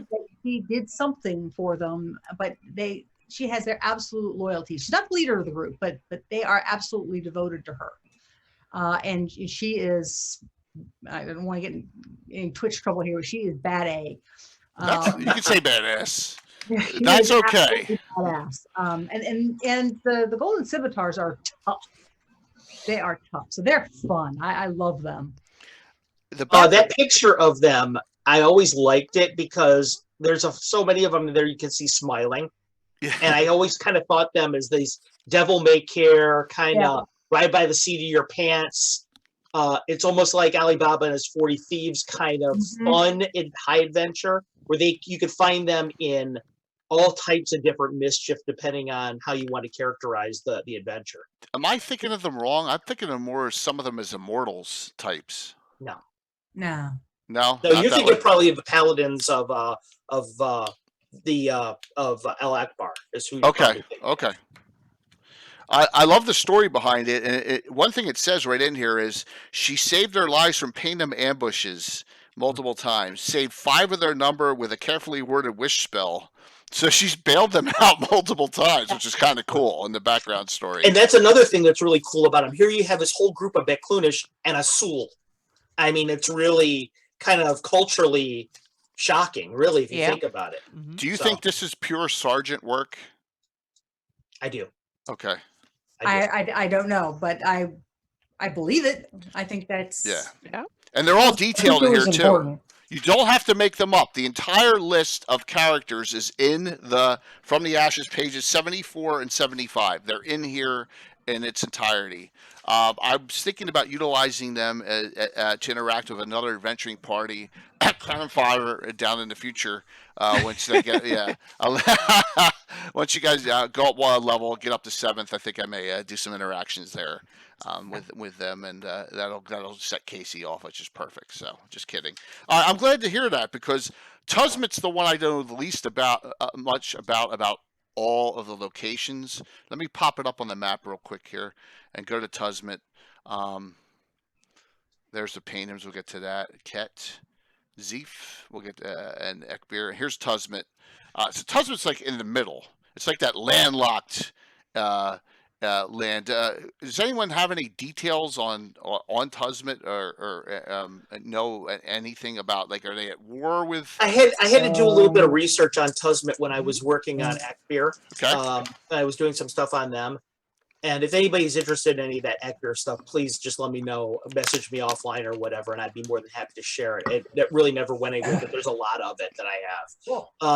But at any rate, there's quite an enmity between the Pasha and Ekbir's Grand Caliph. So that is a big deal between the two of them. There's quite a bit of rivalry. I've always kind of envisioned Tusmet And again, we do a lot of real world analogs with countries and they don't always necessarily fit. So this is not like what this statement is not to make an overarching claim about the area, but for my particular campaign, I kind of give it more of a feel like of Turkey than anything. Okay. Than Ottoman Turk? Kind of the Muslim Turkish area, closer Okay. to the southern border. Okay. Having been there a little bit with during Desert Storm, I got a little chance to see it, and I kind of get that vibe from Tuzmet. Okay. It's got a not Kurd, but Turk. Turkey, Okay. not Kurd. Okay. All right. Mike, what were you going to say to that? Oh, no, I was going to say, while Carlos is on that track, I want to rewind and answer a question from half an hour ago that Stohawk made. You want to know what my flavor was on Ul, and I use a Afghan/Mongol mix. The titles are kind of Mongol, but I think the terrain and some of the culture I try to inject into it is Afghan. Okay. Plus that, unconquerable spirit of Afghanistan, okay, like take all comers. Cool. We use a more of an Arabic flavor for Ket in our campaign, and we actually got a lot of mileage out of GURPS Arabia. Okay. For that, just their description of the culture, and there was a lot of useful stuff in that for creating the flavor of it. But I like that idea, that kind of Mongol thing for all. I think it makes a lot of sense. Love it. Yes. Absolutely. I have one other question about this area, and we'll go back to the map real quick. Anna, do you or anyone else know what is this Tuzmet Hills area, 70 independent in the lower right-hand corner of this map? Yeah, that's an area where the dwarfs resides, and some of the hillmans. Tuzman Hills. Okay. Yeah. So and they helped out Ket and others in various situations. So they are on very, very friendly terms, and they have kind of an alliance, so sworn some fealty, but they are a self-governing area. So it was kind of difficult how to put it. So they're kind of semi-independent. That I think it's from the Living Greyhawk. Guess it here. And is it because of location, or is it it's numbers, or? Well, it's political that they okay. They have been on they kind of helped Ket and stayed on good terms, so to speak. So Ket didn't invade them. They kind of just, instead of being invaded, they kind of said that, okay, we are peaceful and so on. So they have good terms with the Ketites. The client state. Yeah. Mm-hmm. Yep. Excellent. Good questions, and I know a lot of individuals out there are putting down what they think the locations are, as far as, and it's funny how it's the same, but it's a little different. Yeah. And that's kind of cool, because once again, you're making Greyhawk your own with the feel. Right. And that's an important thing. And I'm going to be bluntly honest, and this is really bad for me to say, because once again, we're limited. My campaign is a limited area when you think about it. I never thought about these things.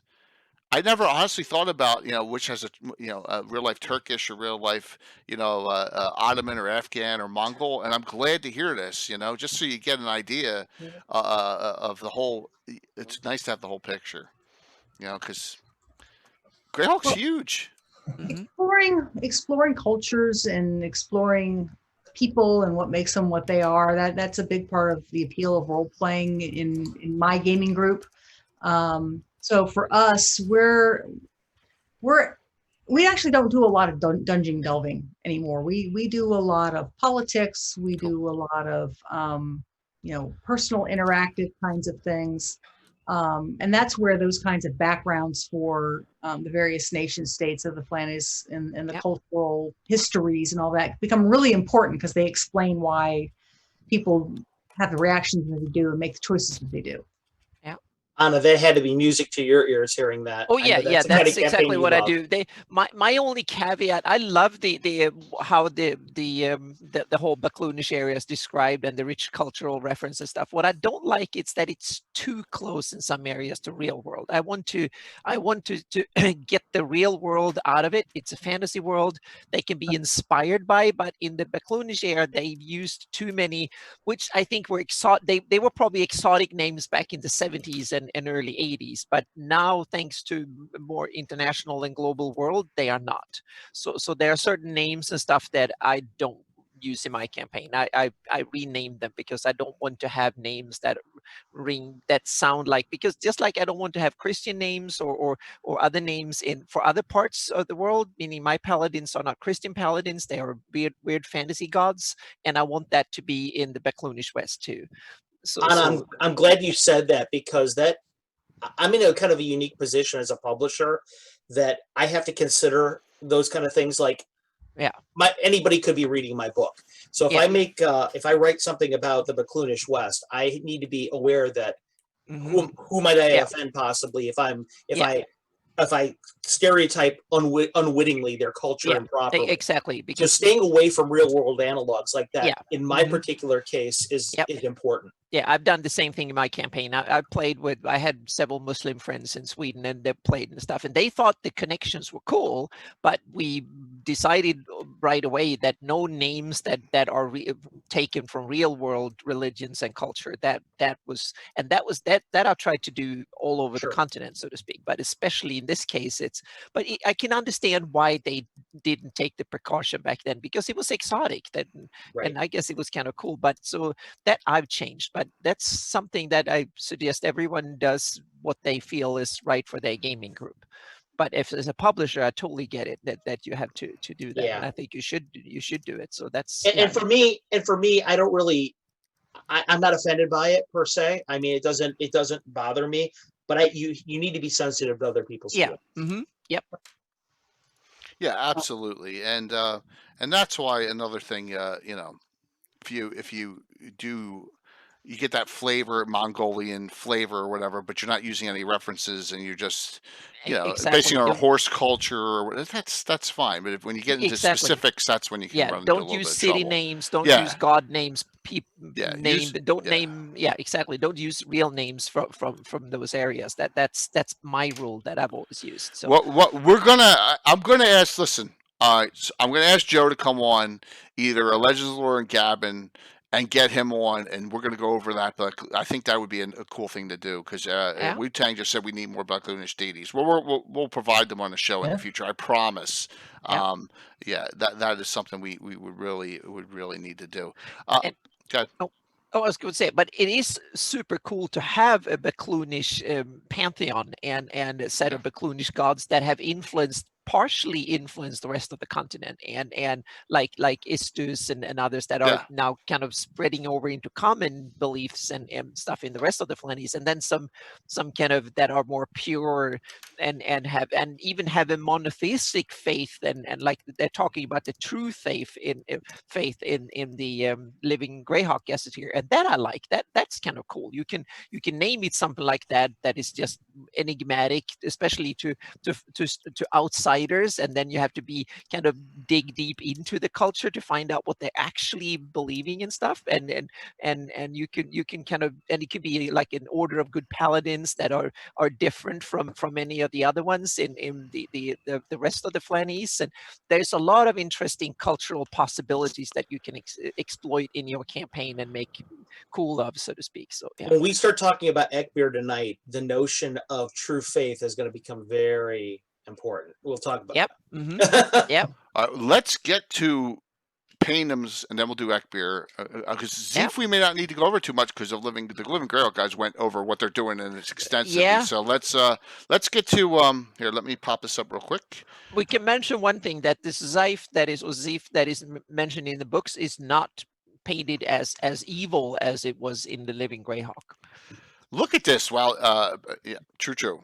Wow, look at how massive the dry steps are. Huge. All right, first I got to ask, what is the Shire fate of Rige? Please, someone tell me. It's on the map. It's one of these Western Baklunish kingdom or realms, like Kumal, Mur, and others. Is it from Al-Qadim?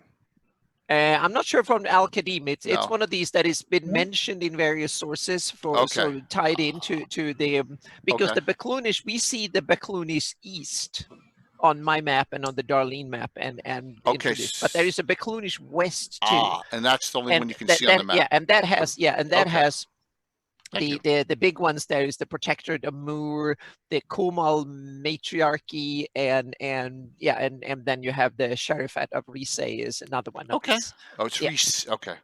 Yeah, So, Rise or something. Yeah. give me a little Panem background, someone. I once again, I am completely devoid of only knowing that part of the Invoke Devastation and Rain of Colorless Fire hit this, Yeah. right? And but it Carlos, was Mike, you have more on this, I guess. So the Yeah. plains of the Paynims that we are familiar with seeing on the Darlene map is just like you showing on your map. It's just a tiny fraction. Yep. It extends further west. It goes south. It may include the dry steppes. I don't know. okay. I think they in the living Greyhawk yesterday they are nomads, so they live Yeah. in the winters. They live down south in the around. desert, and then when the desert gets Right. too hot in the summer, they move north. Ol is actually part of the plains of the Paynims. They Yeah. just broke Mhm. off. They were a larger Okay. tribe that kind of settled Yeah, down. and they also so have to a little say. bit of a geographical behind the escarpment and the old sprue and stuff, so they kind Yeah. of different that way too. So, and then title wise, the Paynims, I'm just going by the box set. Paynims like have all these, they're every alignment. They're Yeah. all these different titles. It's a very mixed bag that you can do whatever you want with them. Okay. Yeah, and also they're not organized. The other meaning the Zif and Tusmit and Ekbir and Ket are organized, meaning they're states with institutions with organized, meaning They're government used and for stuff like that. mercenaries a lot. Is it Yeah, like a but Bedouin culture? Someone mentioned that. yeah, Okay.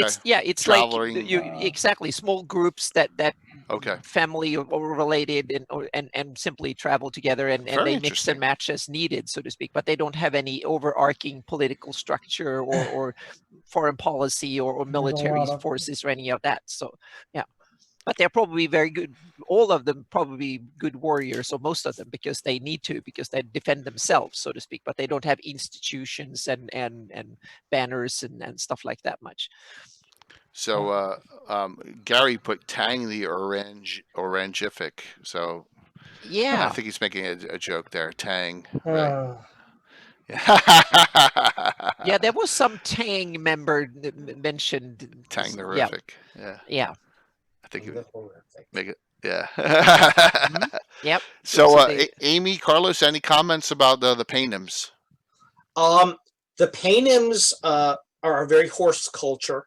They're hugely there's so much wide open space over there that travel is very important to them. When I was doing my research for Ashala, the characters have to travel across the dry steppes to get to their location from Ekbir. Okay. So it's a lot of wide open area, a lot of nomadic tribes, very few permanent settlements.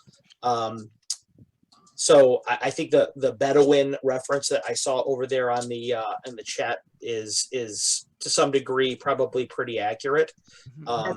Our inspiration and our yeah. So I that's it's hard really to have an extended conversation about them because of that wide separation, but everything is very insular within tribes and these tribes of nomads that you have. So you can have some really very radically differentiated tribes there within that culture. I'm going to ask and then I just stepped. I'm going to ask a geography question. Now, a lot of it was I'm with you. A lot of it was just destroyed. Getting some books here. Yeah. Is this area in recovery environmentally, or in decline, or static? I would have it as in recovery. Okay. Meaning it was the epicenter of the invoked devastation. Okay. Meaning it kind of blew off. That's why that area is the around the. Oh, hang on a second. I need to go map down here so I can see what I'm talking about here. So if you go into I'll bring So it I back think up. the epicenter was Kanak and now because that's where they Yeah. invoked the invoked devastation, so to speak. So I think they Okay. they probably centered the Sulwa center it down south was kind of wiped out completely, and then the northern edge. That's why we have more civilization in the north, because they were so far away from the mayhem that they kind of survived more of it.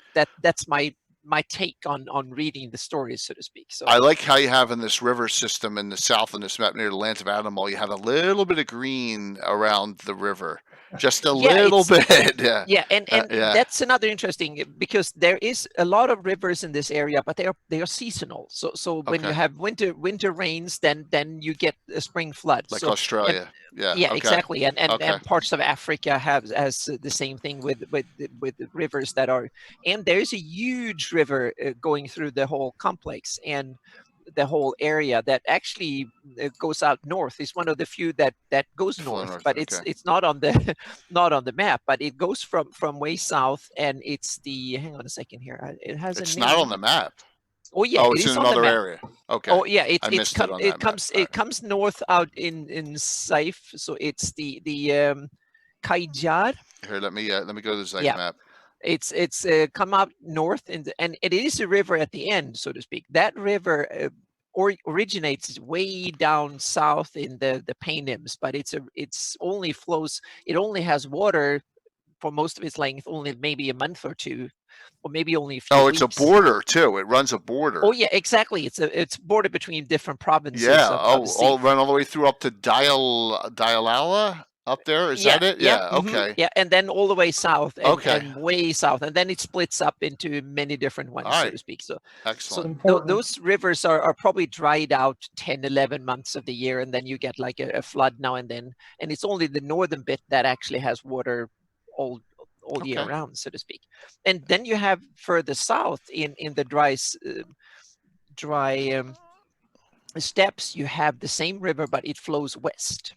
It disappears west instead. So the lake Udrukar, I think that's how you pronounce it, but that one is kind of it used to be much deeper. Now it's just a partially dried out salt lake, but if there will be enough rain one year, then that river flowing west will probably start appearing again. So it is kind of a basin that way that has the outflow is west, but there is actually there is a road that follows the riverbed, and that's the Silk Road.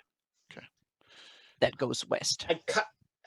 I'm taking my life into my own hands here for a moment, but I'm gonna argue a little bit differently.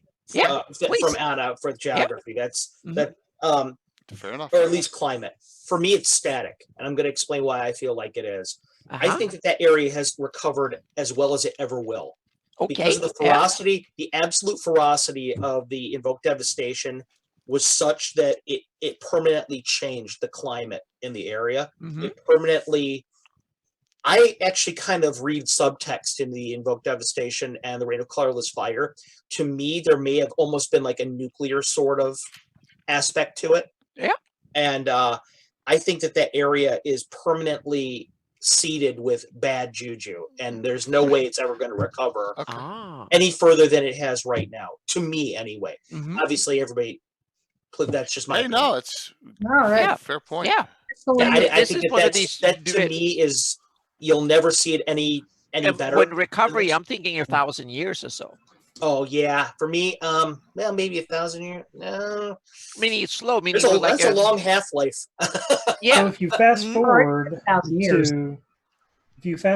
to the 900s when the box set comes out, Pluffett, Smedger, and all that. Yeah. Is it still the same? Is it still static? I would have it like 10% better or something like that. That was a little bit more grass and just a few little changes, but that's about it, so to speak. So you need to be a biologist or druid or something would probably sense the difference, but regular people, they would not do it. But that's kind of a little bit. There's some animals that move kind of closer to some things and some areas and stuff. So yeah. And a lot. I agree with Carlos that it was changed dramatically, because I have it that the terrain actually changed from it, meaning the hell furnaces was created. They became volcanic, and the sea of dust was, in my opinion, a high plateau before. That's where the soul was. They lived there, and it was high enough so you had a temperate climate, despite the fact that it's in the tropics. And then it was kind of lowered and became a dust bowl afterwards. I don't want to go into it. I know, Amy, you had a comment. I don't want to go into an yeah, in-depth sorry, argument. I That's interrupted okay. you, Amy. I don't want to go into an in-depth argument about this, but Gary says that the Sul were more merciful than the Baklunish because the Sul just wanted to destroy buildings and the Baklunish wanted to destroy everyone. That's Gary's what Gary just said in That's chat. interesting. Yeah. Yes, Evoke Devastation was not as nasty as the Rain of Colorless Fire. I did not yeah. know that either. That might be because the Sea of Death is much more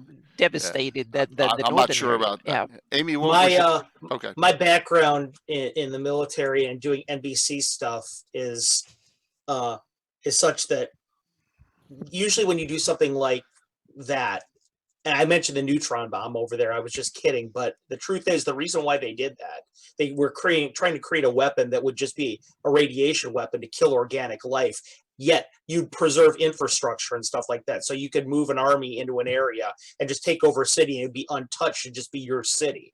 Right. Where maybe the Sul were trying to do that and they were trying to leave all this infrastructure and stuff like that so they could have, they can move into these cities and still have all this good stuff without having the Baklunish there in charge of it.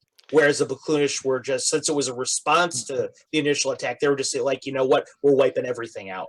Screw you guys. Yeah. Just a thought. That's a great topic for an Earth Journal article. Yeah. No way. Sorry, not touching it. Go ahead, Amy. Okay. Well, I'm gonna have to see if I can find it, but I could swear that I did read in an interview that Gary Gygax gave that when the Invoked Devastation came out, it literally obliterated the Baklunish Empire in an instant. And there was an analogy to a kind of like a thermonuclear effect. I know there have been some other things that people have done that like with the Doom Grinder, that was speculating that, it had opened up some kind of plane and Gygax said, no, that's not what happened. I wish the Doom Grinder did that. Colorless fire. It's kind of poetic. Colorless fire. It's like a kenning. I agree. Yeah, I really love that Reign of Colorless Fire thing. But yeah, the Baklunish, they wanted more than just revenge. I think the Sul just wanted to eliminate their enemy. Okay. The Baklunish wanted to eliminate their enemy and then some. And so the Reign of Colorless Fire, I don't think that the Sea of Dust will ever recover. I think that no, exactly. I agree. It's right. But the plains of the Paynims and Ul and the dry steppes could eventually recover, but it would take thousands of years, because I think Carlos has kind of hit the nail on the head. I think something did change drastically. May not have been intended when this spell was cast, but that's the consequence. I mean, if you think about it too, the Mages of Power are trying to destroy the Baklunish Empire. They're doing this big mega spell. Nobody's ever done this, anything like this before. That spell may have gotten out of hand. They might have wanted to leave something that they could go in and conquer later. It didn't work out that way. If you think real world, if you think about Carthage, that the African coast 2,000 years ago, 2,500 years ago, had a lot of greenery to. The Sahara had not extended all the way to the coastline. Over the years, for one reason or another, the climate has changed, it's shifted, and so it looks very different. Our Carthaginian from the Punic Wars, if he went to Tripoli today, he'd look around. He wouldn't look around so much as the buildings and the technology. He'd be like, what the heck happened to the land? You wouldn't recognize it. And I think that that's true when you look at that part of the Baklunish states. I might even take that a step further. That was something you just said really rung true to me. Okay, so we know, and Anna and I had this discussion just the other day. We know that, let me actually take this a step back. When they were first developing nuclear weaponry, okay, back in the day, Nobody had ever done it before, much like you said, Amy. And there's a parallel there. And they were having all kinds of discussions internally about how this was going to affect the world. Right. Was it permanently going to cause climate change? Was it going to have all these unintended consequences? Well, it turned out not to. But what if it did over in the case of the twin cataclysms coined by Gary Holian, I just learned. Yeah, I didn't know that. That's awesome. But Anna and I just discussed the other day how Earth clearly has a magically influenced climate. What if that actually is what did it? What if it was totally different previous to that? And that is the overarching event that affected the entire Earth's climate. Yeah, That's really interesting. Yeah, because when you look at the Sea of Dust where the Sul used to live, that one doesn't really make sense from a geographical standpoint because it's surrounded by mountains. There is no outlet anywhere. So my take was that it was, and it's basically a bowl surrounded by mountains, and it doesn't make sense, so to speak. It becomes this dry, dusty spot, so to speak. And there are only a few places. Death Valley in California is one of them. It's that way. So there is a precedent on the real world. The Jordan Valley is another one, and there's a few other ones that are that way, and they become terrible places to live. So, and I'm going like 5,000 miles, 7,000 miles away to the west here for a moment, but or the east, I should say. But when I was doing Fireland and doing Fireland still, when Gary Gygax was asked about Fireland, his actually he had a two-word comment about Fireland canonically, which is "think Iceland." Well, if you look at Iceland, you look at Iceland, that climate should not exist where it is in parallel right now to where it's the location of the subcontinent. You should not have an Icelandic climate there. Again, you're looking at something magically influenced. I'm thinking this totally influenced the whole world. I wouldn't say the whole world, but I would say parts of it. And the Sea of Death is interesting if you rewind the clock backwards and realize that if the Sul lived there and thrived for, I guess, what was at least thousands of years as the most kind of advanced empire on the planet, they should have had decent conditions for agriculture and all that stuff, meaning they didn't live in a bowl surrounded by mountains with no rivers or no lake system or anything like that.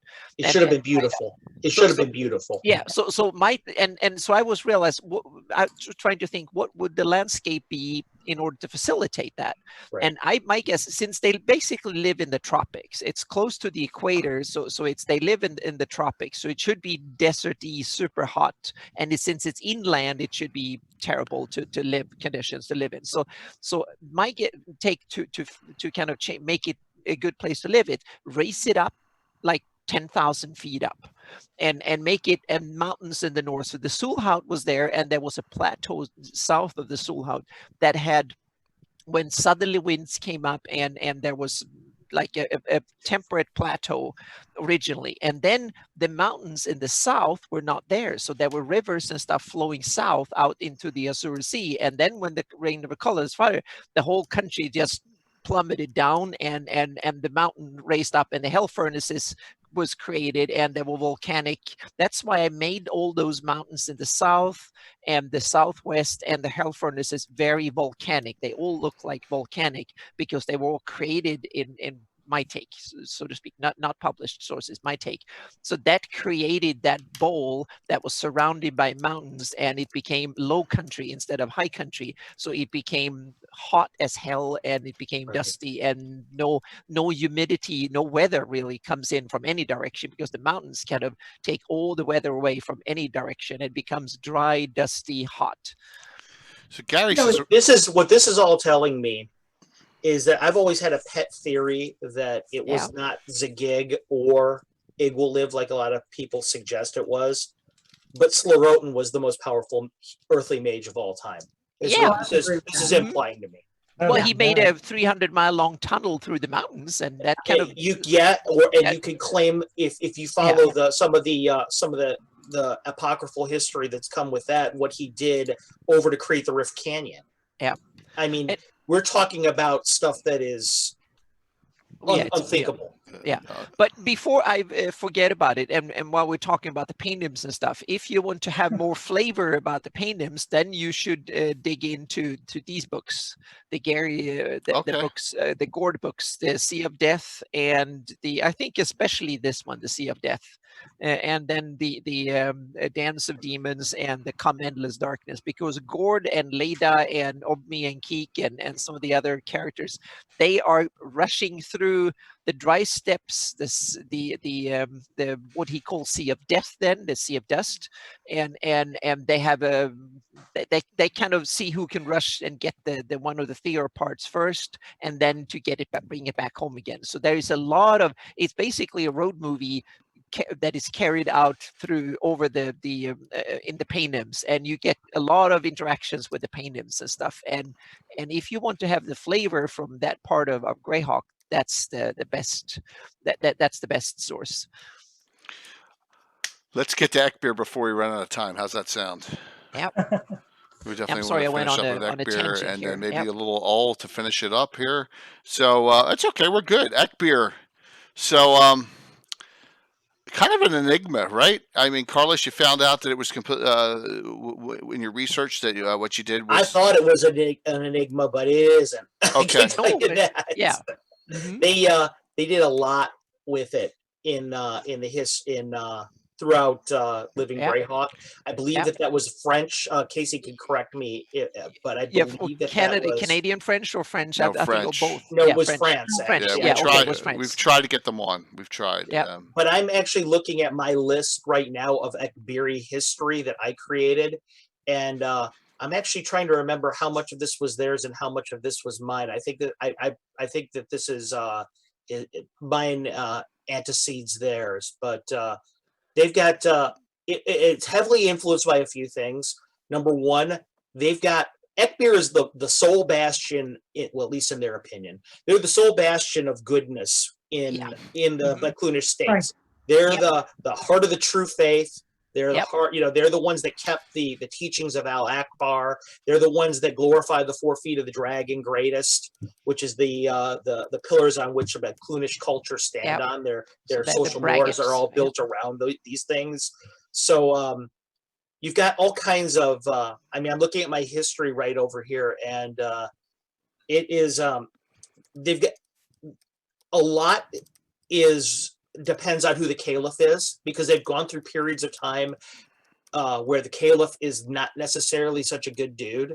He's, the successor has not been really either wise or hasn't been very, especially in, was a period about between 120 and say maybe 420 common year, in which point in time they were kind of, Ekbir was a weak state because they were a little bit more insular. They were playing off of maybe some alliances that they shouldn't have.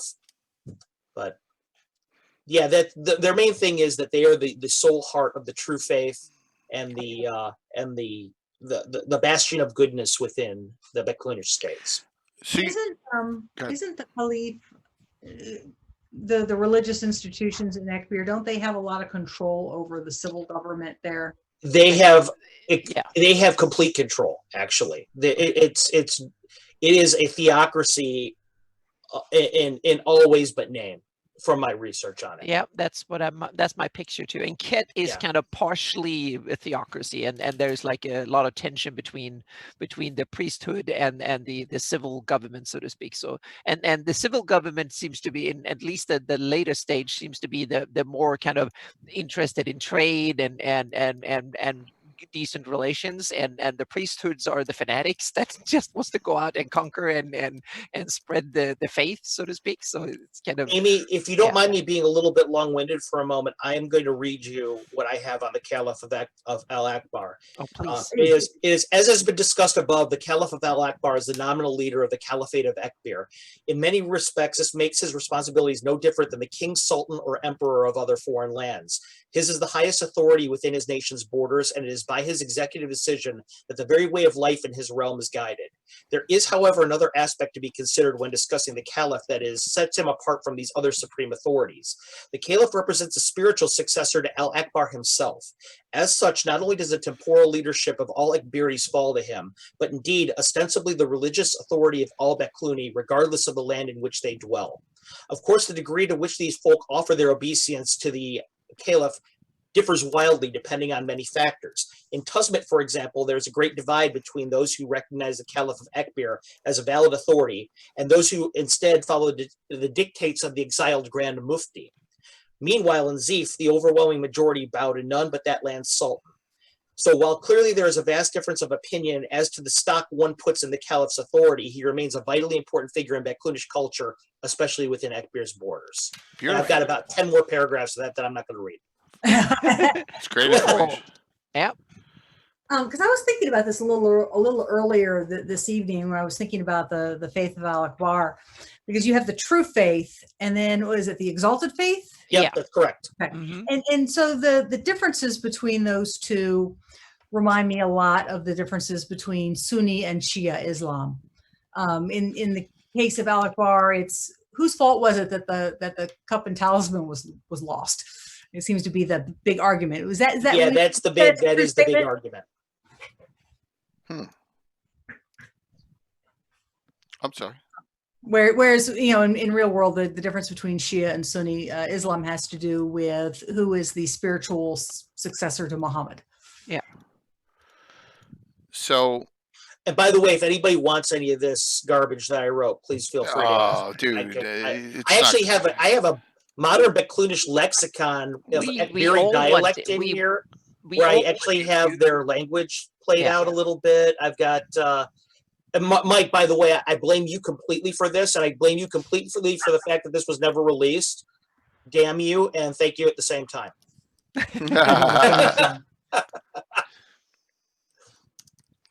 Well, I'm glad to hear, Carlos, you did a lot of research and you learned something, right? Mm-hmm. Which is great because, but it sounds like you did a merger for your campaign of both.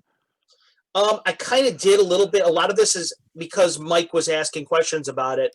A lot of this is extrapolations from what Gary left. None of this takes into account anything that was done in LG, because at that point in time when I was writing, I had no idea. We had no access. It was, well, not only that, but I had no idea they did so much with it.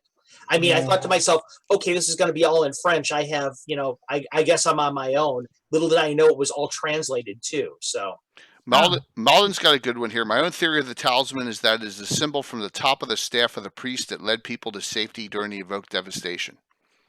Oh, so it is the awesome Slerutin's. No, I would probably no. Sorry. Whoever led the Bakluni to the north. The Bakluni. Oh, yeah. Mm-hmm. And saved Al-Akbar. I have no clue who that was. Yeah, I have no clue who that was. Because he was a mortal man. Okay. He was a mortal man. Okay.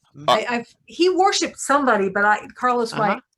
See, this is out of my. Yeah. Al-Akbar was he was a priest of.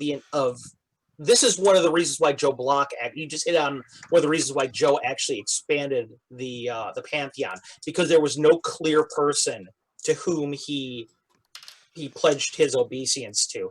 He actually, according to canon, it was Istus, but Joe makes a much more convincing argument that it was their sun god, who is I'm trying to remember what his name was. I think it's Al-Raza or something like that, I believe. Because the way Istus is portrayed is she very seldom would take a direct hand in anything. Yeah, exactly. I like what Joe did rather than more than. Yep. It seems culturally inappropriate the way they handled it. Yep. Yeah. So I like that too. So yeah, we need to have him on. By again. they, you mean Fred Winnie. Got a a question from the audience. Extort4711 asks about orcs and Zeef being completely tolerated. I know in Live at Greyhawk that was the case, especially with tolerated. If you mean they're in kind of militarized and kept in the south. Okay, but they are Yeah, that's okay. but All I right. don't think I don't think so. And there's also I don't know how much published it is, but it's mentioned in I think in Best of the Dragon that west of the Baklunish is an orc or humanoid orcish realm.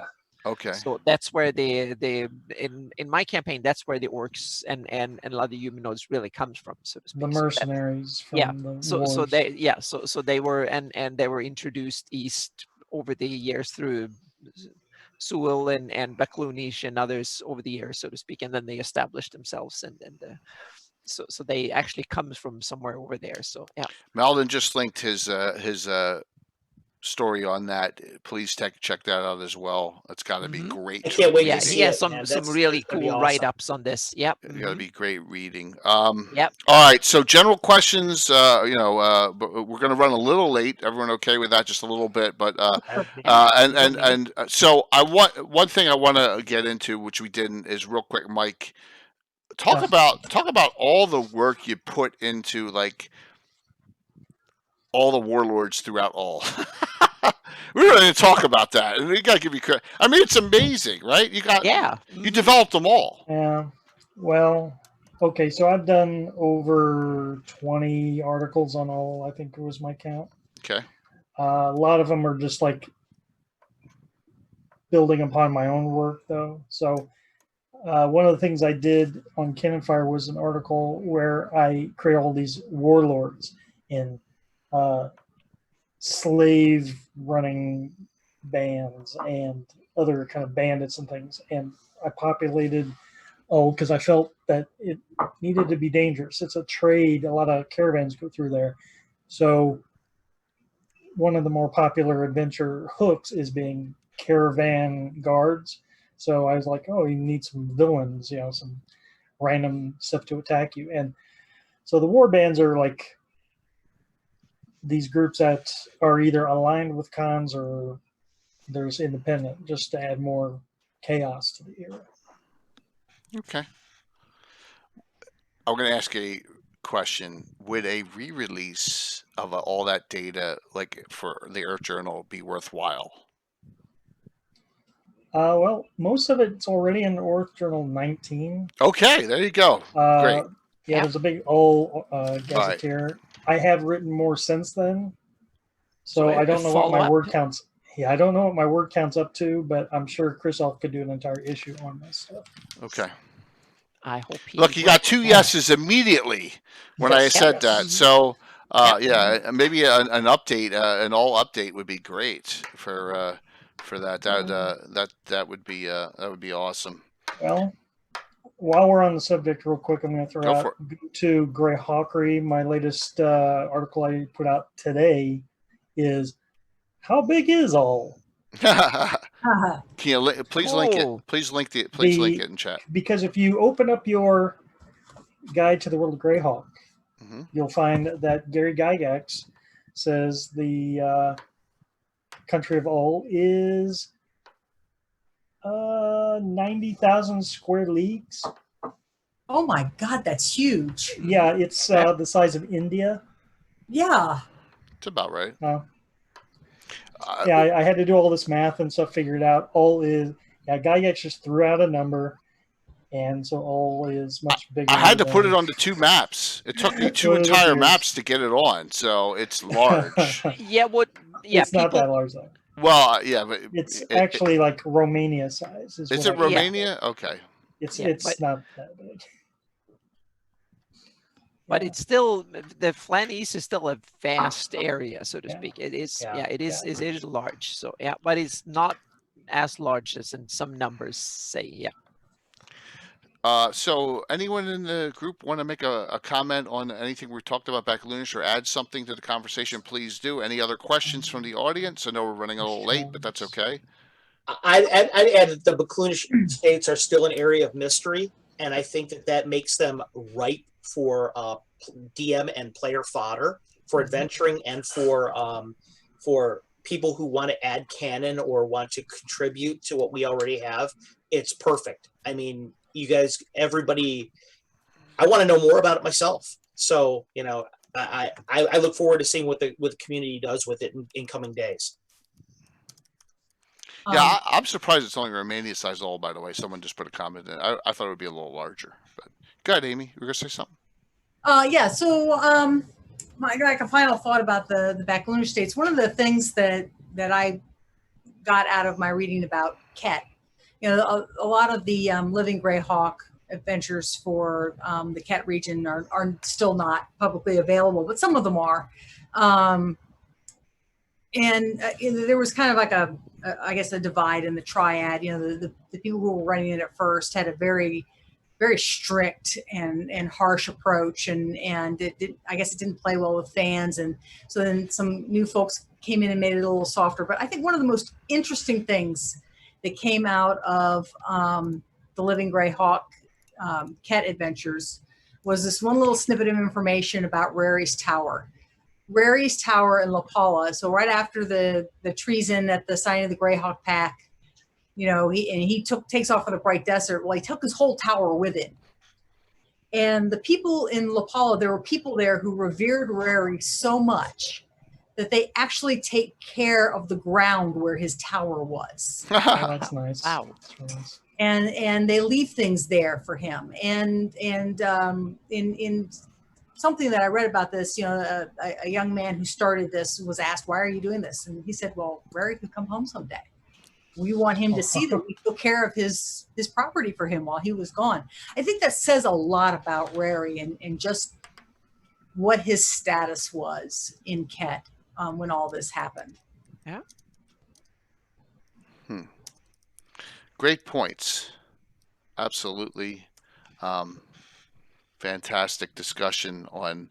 I have some tidbits I get out from references I know, and that's it. I mean, I really have not given this area a lot of diligence that I should, just because I'm Carlos. I'm set in my ways, I guess. I don't know in the Sheldamar. It's a shame, but I appreciate everyone's really in-depth work. Everyone here has done a tremendous work on the area, and I really thank you. I don't think I Don't see feel any. bad, Jay. I was just going to say, don't feel bad. I've written a lot about all, but all I've actually played in the Baklunish West could probably fill a year's worth of game time. Okay. Most of my gaming has been Greyhawk City and Sea Princes Okay. and Bayous. I think our Ket campaign lasted a year. Yeah, I never Okay. adventured west of the Thornwood Gap either. So yeah. The closest I've been is the Lost Caverns of Shokan. Oh, then I've been slightly west of you. Yeah, that's about it. Yeah. Up there in the Yatills. I mean, really. I'll say this about the area as far as adventures goes. Like I said, I wrote a module there, Porcelain Sword of Queen of Shala. And Beautiful. I think one of the reasons it was super well received by the players, and I think the reason why it was so well received is because they felt like they were cutting new ground. They were doing something exciting and new and fresh. I mean, don't get me wrong, the Flyness is wonderful. We all love it, and there's a reason why we all love it. But there is something to be said about these areas where nobody knows anything about that keeps players on the tips and edges of their seat and on their toes, and it really it's fodder for the imagination. So I think that when I ran that for them, I think they resonated with them, and they keyed into that energy of doing something new, and I think that people can use that that factor about the places that we don't know about, the Plains of the Paynims, to a large degree, Tuzmit, Southern Zeef, these places where we really don't know all that much about. Everybody can tap into that same energy, and I think that that's really cool. Great point. Absolutely great point. Plus, there's so much open land in a lot of these areas that, like you said, you want to make something your own. There's a lot. Anna, just the Zeef with the orcs being kept to the south and the lands beyond. I mean, that's kind of really intriguing. Yeah, it's a great as an area. example.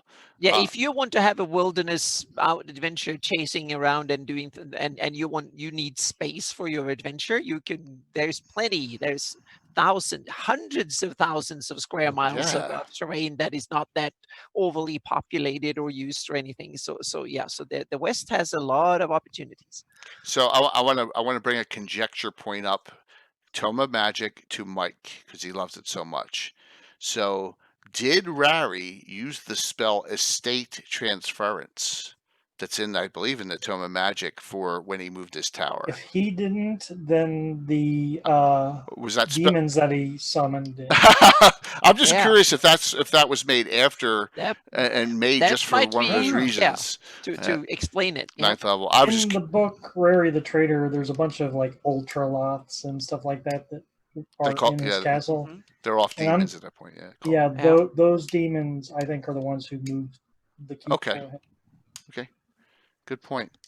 All right, so wow, thank you. Let's do some shout outs and some and what everyone has going on. And Amy already discussed her adventures, but let's bring. We have a whole bunch of. Gary was not on, and I know a lot of. Yeah, but I wasn't there for when Amy did it. So we're gonna give Amy the floor again. I want to hear what her adventures are about. Amy, let's talk about once again what you were doing for Virtual Greyhawk Con, and what else you got going on. You're playing in Jason's game too, which is awesome. Yeah, that's true. Jason Zavoda just started a game. We just had our third session Monday night. That campaign is essentially an against the giants liberation of Jeff kind of thing, where we're part of the resistance. And so I'm playing a dwarf fighter, and that's been a lot of fun. I've never played a dwarf before, so this is a little new ground for me. As far as Greyhawk Con, so I'm going to be running an adventure called The Fountain. I'm going to be running it twice with 5e rules and Hero System 5th Edition. The players have been hired by the Lord Mayor of Neil Draw, Pugnance Dillip, to investigate the sound of a mysterious noise that can be heard throughout the city intermittently, day and night, and he can't get a good night's sleep. And so he wants players to go and find it and deal with it. And it has it's going to involve some exploration with the Hanging Gardens of Neil Draw and describing what they're about, and a little bit of history of the founding of the city. There's going to be a lot of things for people to explore, along with a little adventure and dealing with a big bad guy, of course, because this is D&D, of course. In my personal campaign, I've got two things kind of irons in the fires. Is what I've been doing for the city of Low Nakar. I'm going to be actually running that fairly soon. Just expanding upon a little something I found on AOL back in the 90s, and expanding upon that. And then I'm running a storyline where I'm going to be explaining what really happened at the treason at the signing of the Pact of Greyhawk, and did Rary really kill Luke and Tensor, and if he did, why, and if he didn't, who did? It's a little bit of a mystery that is going to be coming up also for fairly soon in my campaign. One of the things that I did and will hopefully be coming out in Earth Journal 34 is a write-up of Irag the Lord. Is part of that write-up, and he's part of my storyline for my Rary arc. Fantastic. Cool. So the Fountain is event number 15, Friday. This is Eastern time, Friday at 12 noon. 6 signups. Are you running that through Discord or Zoom? I'm actually going to be running it through Discord, but I'm going to also have the players log into Roll20 so that I can show them the maps. Great. Okay, Discord, beautiful. And then number 16 is Fountain Table 2, second time run, Saturday at noon, 6. So you have room for 12 signups for Amy's games starting August 1st. Okay? So, and wow, thanks for coming on tonight. I hope you had fun. Thank you for inviting me. I had a great time. And a lot of fun, Amy. Really, really honored. Yeah, it was fantastic. Excellent. Anna, what's going on in your world? I got a 2-day down the rabbit hole here, thanks to one of my patrons. That was kind of fun. It was interesting. I got since I released my Atlas bit, and he started taking a look at the Adri, Inspa kind of North Kingdom region, and he was Frank Roeder. He was one of the triads for they were the German region in Living Greyhawk campaign. So he started looking into it and his notes and stuff. So he sent me a whole page full of notes and stuff as one of the comments on my Patreon. So I was kind of, this is so interesting. So I started reading, and then I realized that, and he asked me like, oh, what's the Angleford, and it was one other area here. That was the Flash Crushing, where they were from. And I was like, what the hell were they from? And I started finding it. I couldn't. And then I realized that they're in the Gord books. And so I had to start reading the Gord books. And then I found a lot about other stuff that I missed in the Gord books. So I started put together a long list of things to change and stuff. So that took 2 days of work right off the bat. And I realized that 2 days of just figuring out what I should look into more. So the weird thing is that more I study something, and I thought I read it 10 times and everybody else read it 10 times. And I realized there's a city in Nairon called Galesford that is not on any of the maps. Oh, she found some. Or anywhere, but it is in the saga of Old City. So it is kind of canon. It's kind of published. And Gord actually passes through it when he crosses the Franz River at Galesford, and it's described as city of Galesford. So it's kind of interesting. So that was, yeah. And then there is the Trigol and there's Trigot. And those are two different ones. And Jason has both of them mentioned, and it's kind of interesting. And only Trigol is on the map, not Trigot. So then I have to figure out where is Trigot going to be. So there's like a whole bunch of, so I found like one after the other of these things. So that taken me 2 days of just jotting down the notes and what to study and so on and so forth. So that will be after the atlas is done. Now I'm going to do research and start looking into it and see if we can figure out where all these kind of cool things were. So that's when Gord was out with the Atloy, and he was actually going through, and then he went through that area again with Geller after, blah blah. It's part of that story. So that took me, yes, several days of getting down the rabbit hole. So that's when I'm taking a break from regular work, and people come with awesome interesting comments and to make it better. So there will be some changes to that area that better reflect things. And then I've been working on my blog post, and that was about my making of my Shieldlands map for my campaign. And that was another rabbit hole, because I thought I would just put together a few notes and a few screenshots, and then turn out to be a major undertaking to write that, because I had so many things I wanted to write. So it became kind of as an article will be more of the state of all the mapping software in the business and stuff. So we'll see. It will probably be a series of articles when that is done too. And then I'm also done a little bit of dabbling on the Earth climate things too, that will come out. And then I will be back again by the end of this week or early next week. I will be back again on the Atlas.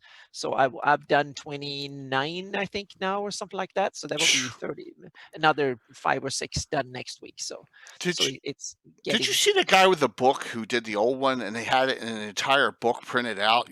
I saw it in the video. I was like, oh my God. Yeah. That was unbelievable.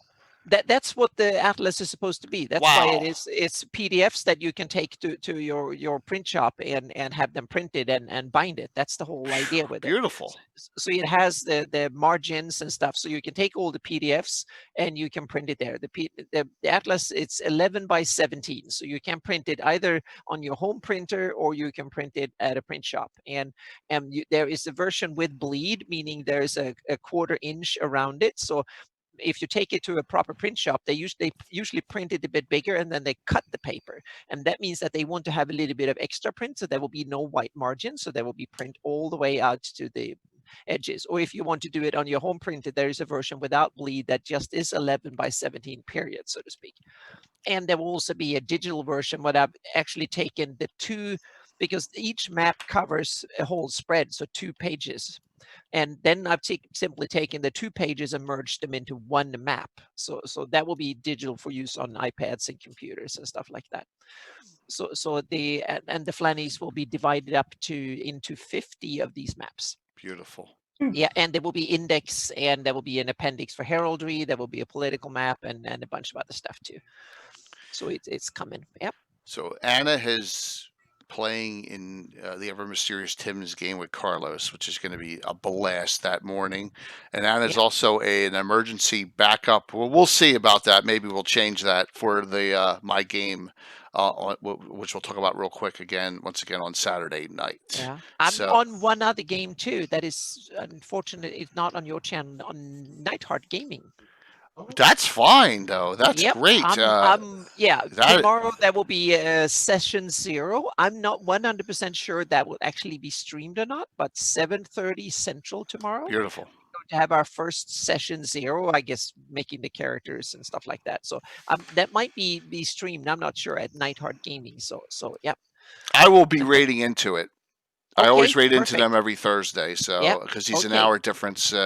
Definitely. So appreciate that's going on in my world too. Yeah, definitely sounds like a fun game too. Yeah, absolutely. Greek I'm based. Going to play Greek. Yeah, I'm going to play a kind of cool Greek monster. Mike, what's up? Oh, you know me, I don't have that much going on. Back on the old blog, I recently finished my 2nd edition war series. I had like 8 wars, I think I typed up. So I finally finished up that series. And now that I'm like on this kick, I might look into doing actually published source battles, do accounts with maps. I like that. Yeah, I like that idea. Take a little bit of research, and it's something I've been wanting to do for a long time. I already have spreadsheets and data and stuff that I've been working on. I just never could come up with a format that I wanted to use, but I think I got something going now. Cool. So Battles of the Flaminius is probably what I'll end up with. Wow, we're looking forward to that. Yeah. Will you be playing or DMing in any virtual Greyhawk Con games? No. In October. It's in October. You will soon, I guess. Yeah. I mean, not game mastering. If I end up playing, it'll be fill-in, perhaps. Well, okay, because there's a lot of signups coming up in a week and a half. Okay. A lot of open stuff, and someone's going to talk about that right now about how he has 5 spots. And the minute you put that post up, I saw all these people just sign up right away. They're like, "Oh my god!" Boom, boom, boom. So yeah. But Mike, we look forward to whatever else you put into your blog, and the content is always fantastic.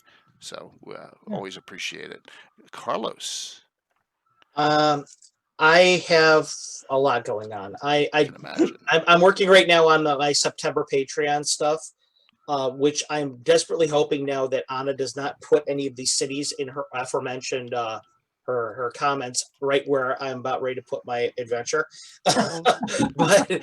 but that's neither here nor there. I'm doing some really cool stuff in September. It's kind of one of the things in the Flynn I really personally like. So that's been pretty rewarding for me. I'm also finishing up the last touches on my newest module, which is called To the City of the Elder Gods. For those of you who don't know, it is kind of a sequel / homage / side quest to Morton Canaan's Fantastic Adventure.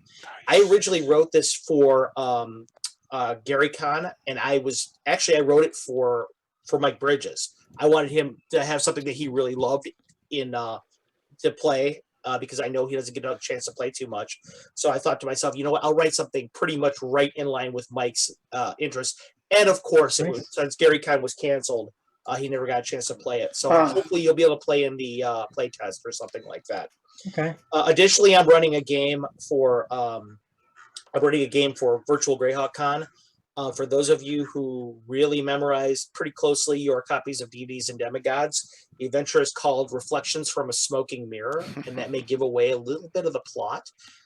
It starts off in the city of Anwal, in Anwal, in the free city of Scant. Or the obedient city of Scant, as the Scarlet Brotherhood refers to it as. You should see all kinds of really cool Greyhawk tie-ins for it. It is I think it'll be a really cool adventure. We'll see what you guys think. Hopefully you guys get a chance to play in it. Obviously everybody here is welcome to sign up. I'm really excited about that.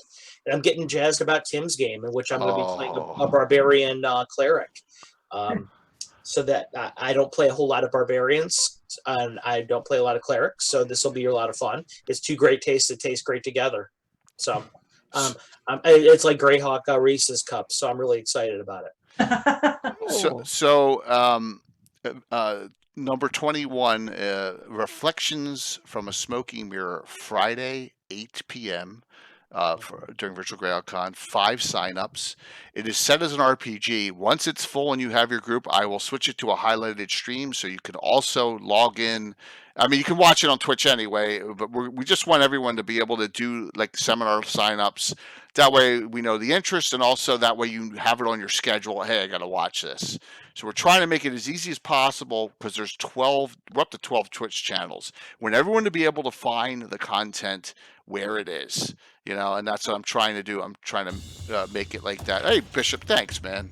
Thank you. And then the ever mysterious Tim's game that Carlos, Jason Zavoda, Matthew Lazinski, Anna, Will are all playing in is Dart Hand Heart Strike. It's on my channel, Saturday, 9 a.m. Okay, and I'll kick off the festivities on the Saturday.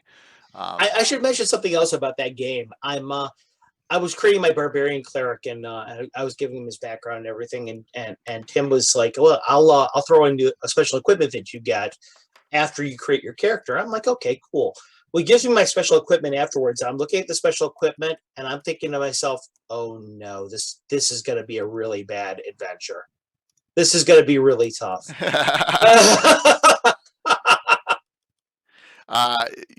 If you saw the last adventure I did with Tim in his city state, where my head almost exploded, my eyes almost popped out of my head because I was so scared to death at that point that we were gonna have a party wipe. You'll understand pretty quickly what you're in for. I think I already am feeling the vibe. Yeah, but that you're gonna have a blast, and I'm excited just to sit back and produce it and watch. I can't wait to watch. So and Tim runs a great game. So, and I want to see you play. I've never seen you play, Carlos. Yeah, I don't get it very often. I don't get a chance to. So it's exciting for me too. I wish I could play and run in a couple more of the games. I'm actually working that weekend. I'm taking vacation that day, actually, just to play in DM in a game. So we really appreciate it, and I know that your game will probably be the first one filled once signups start up, and it'll be filled within probably 30 seconds. It's so usually Carlos. Yeah, I'm really grateful. Yeah. I'm really grateful that a lot of people seem to like my games, and we love your games. Yeah, that people really enjoy playing in them. So it's fantastic. That is really, as a DM, I mean, that you can't ask for anything more than that. So thank you to everybody that does sign up or is interested. And you never know, maybe I can be persuaded to run an encore of it at some point. Excellent. All right, real quick for what's going on here. Tomorrow night I'm running now that Troller Games is both sponsoring Virtual Greyhawk Con and my Twitch channel, along with, if you haven't heard, Reaper Miniatures is now sponsoring Virtual Greyhawk Con as well, and have given me a boatload of credit to get stuff, really great giveaways during highlighted streams. So we're gonna have stuff. Yes. We're going to have stuff for all the highlighted streams. We hopefully they give away some stuff on their own, but we're going to have stuff that they're going to be giving away from Troller Games and Reaper, okay? So I'm trying to make this like goodies of the highest proportion here. Look at that! I got another cheer from Bishop from that. All right, so tomorrow night I'm going to continue my first foray into a Castles and Crusades Troller Games adventure. I love this adventure. I placed it just northeast of Narwhal, Shadows of the Halfling Hall. It's easy to run. There's a lot of Steve Chenault and his people, they put all these jokes in the game. It's like little innuendos, little names, kind of maybe joke from Caddyshack or something. It's funny. All this stuff that they do, they put in. And our first giveaway from Troller Games is tomorrow night. 3 giveaways, guys. Subscriber giveaway. Hard copy of Shadows of the Halfling Hall with the shipping covered, plus a $10 gift certificate from Troller Games. The follower giveaway drawing number 1. Virtual copy, a digital copy of Shadows of the Halfling Hall. A bonus drawing second one, $25 gift certificate to Troller Games. Okay, so we got 3 drawings tomorrow night. The final 2 you got to be online at the time of the drawing at the end of the show. Subs don't have to be on. So as Halflings tall off to cast a shadow. Well, if you saw last week, man, there's just carnage everywhere. When you get a Halfling that's not the brightest, sharpest tack in the drawer, and he does something stupid, then carnage ensues, and that's what's kind of happened in this town, and it's pretty funny. And these characters are all first level still. There's the 2 priests are second, everyone else is first. So it's a fun adventure, it really is, and I'm looking forward to incorporating some more into my Norwell setting and a couple others. And I'm picking and choosing them really carefully, stuff that makes sense in open areas, So that's what we're doing now. Sunday Night Scabbin is a really good show. I may ask someone else to come on that is involved in Greyhawk. John Birchfield from Blue Box is coming on. Connections bringing Greyhawk to life. I want to talk about what we're doing and what I do to interconnect adventuring groups and interconnect. We've did something similar, but we're talking about generational characters and how John and I, John's campaign is actually in my world, a version of Greyhawk, and we have crossover characters. His NPC is actually a younger sister of one of my NPCs in my game. So we're going to talk about all that, which trying to give Greyhawk its breath, and a lot of people, I think, you take it one step further and just have interactivity with different characters, and that you never would think could, and it kind of changes the way the campaign runs, and that's why it's kind of ongoing for me. There's never any end. I mean, it's like real life, there's never any end, right? So kind of, we're going to talk about that. I may ask 1 or 2 other Greyhawkians to come on for that as well. And then this is where I've been trying to bribe Malden the whole show, Dennis, to come on next week. Next week's Legends of Lore, the Iron League. Haven't talked about this at all. I'd love to. No, that's yep. I'd love to get into some detail on this. So, yeah. What do you think about that, Carlos? That's something once again I know very little because I'm on the eastern side of the map. Amy, same thing. I don't know anything about it. Anything about it? Yeah. I think every time I hear the name the Iron League, I think of that song from the movie Slapshot back in the old Iron League. Yeah. No, but seriously, I'm actually doing something with the Iron League with my virtual Greyhawk Con game. So I really couldn't comment too much, but that's really exciting for me. I mean, everybody loves Cobb Darg, right?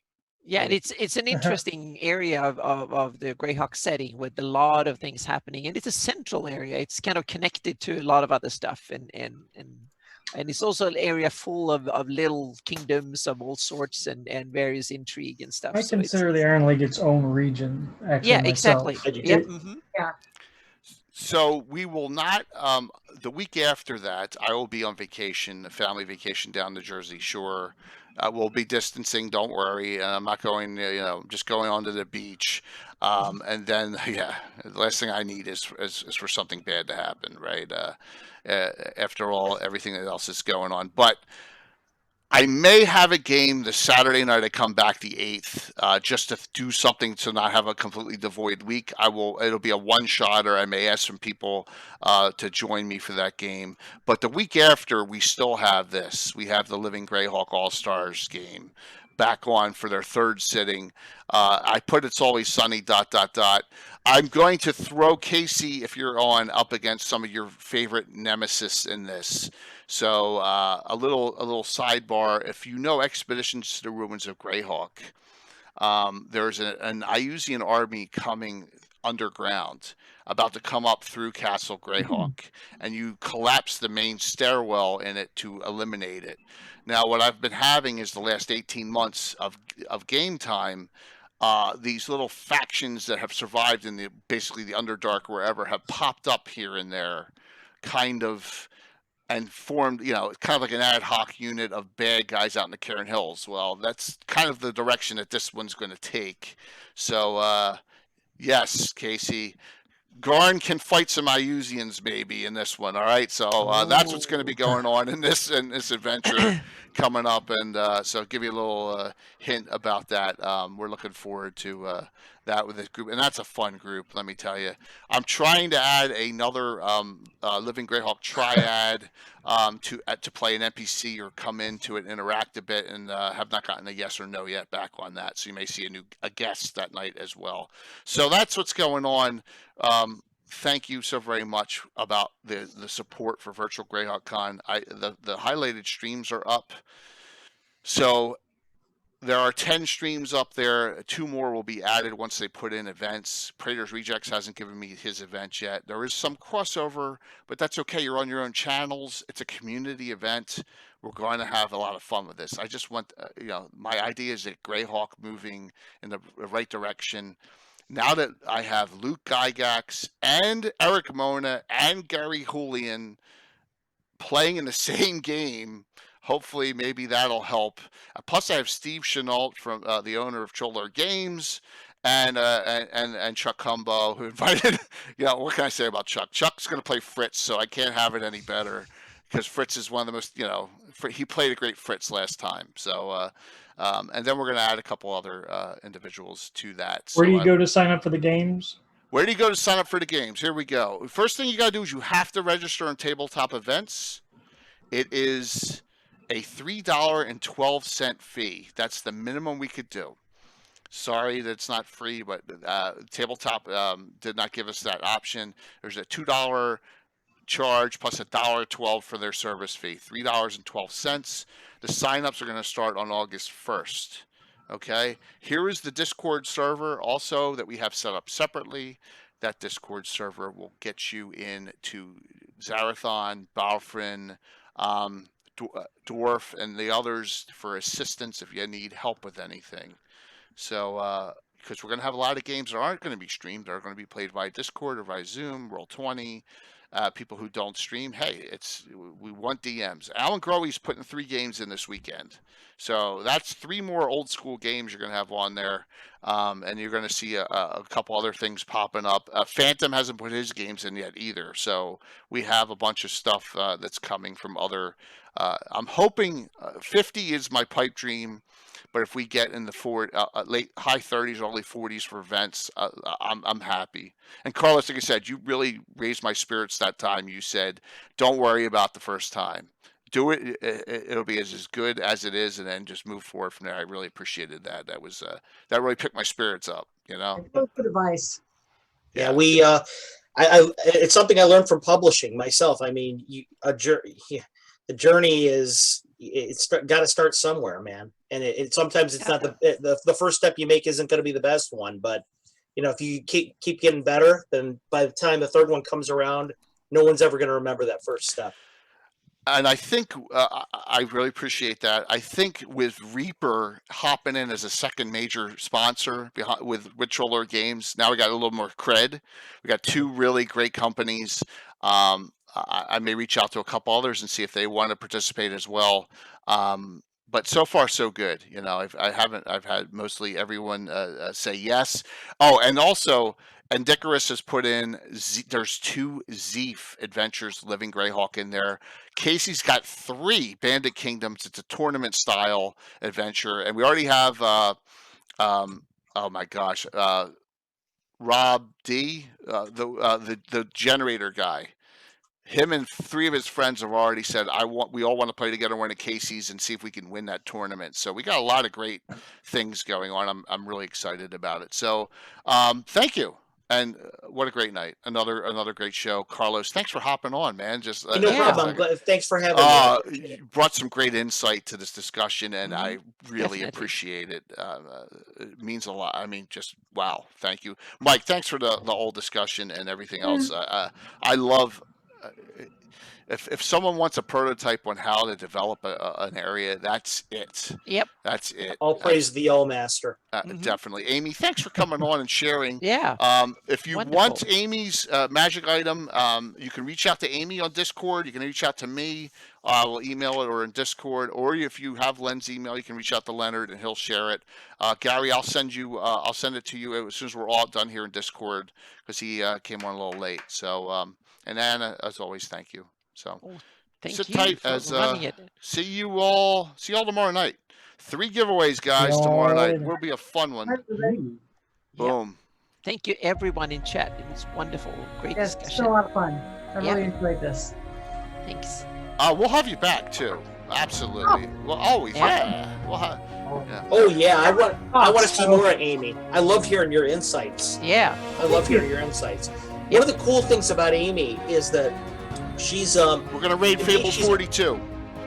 To me, she's an unknown quantity yet, and I love seeing people that are really steeped in the setting like her and have a perspective, and I've never heard it before. That's exciting to me. I love that energy. I love new ideas and stuff like that I've never been exposed to. It's cool. I think there are probably a lot of people out there who know a lot more about Greyhawk than I do, but one of the things that I enjoy about being part of this community is hearing about everybody else's perspective and what ideas can I get from other people that can make my game better or add more flavor to what I'm doing. That's what makes this so much fun. Yeah, for me, what people do or don't know about the setting, it doesn't matter. You know what you know, and you have a different perspective. Like I said, you have a different slant on things than I do. And I like hearing what you were, you're obviously, your background in history is amazing to me. Going in now. I listened to you speak about other cultures and things like that. I was like, wow, that's really cool. And I'm thinking, every time you speak, I'm thinking, how can I adapt this to what I do? Or how does this influence, part of what I do? So I just love hearing How'd you lurk for so long? It helps me all the way. Honestly, I lurked for so long because I was too busy working.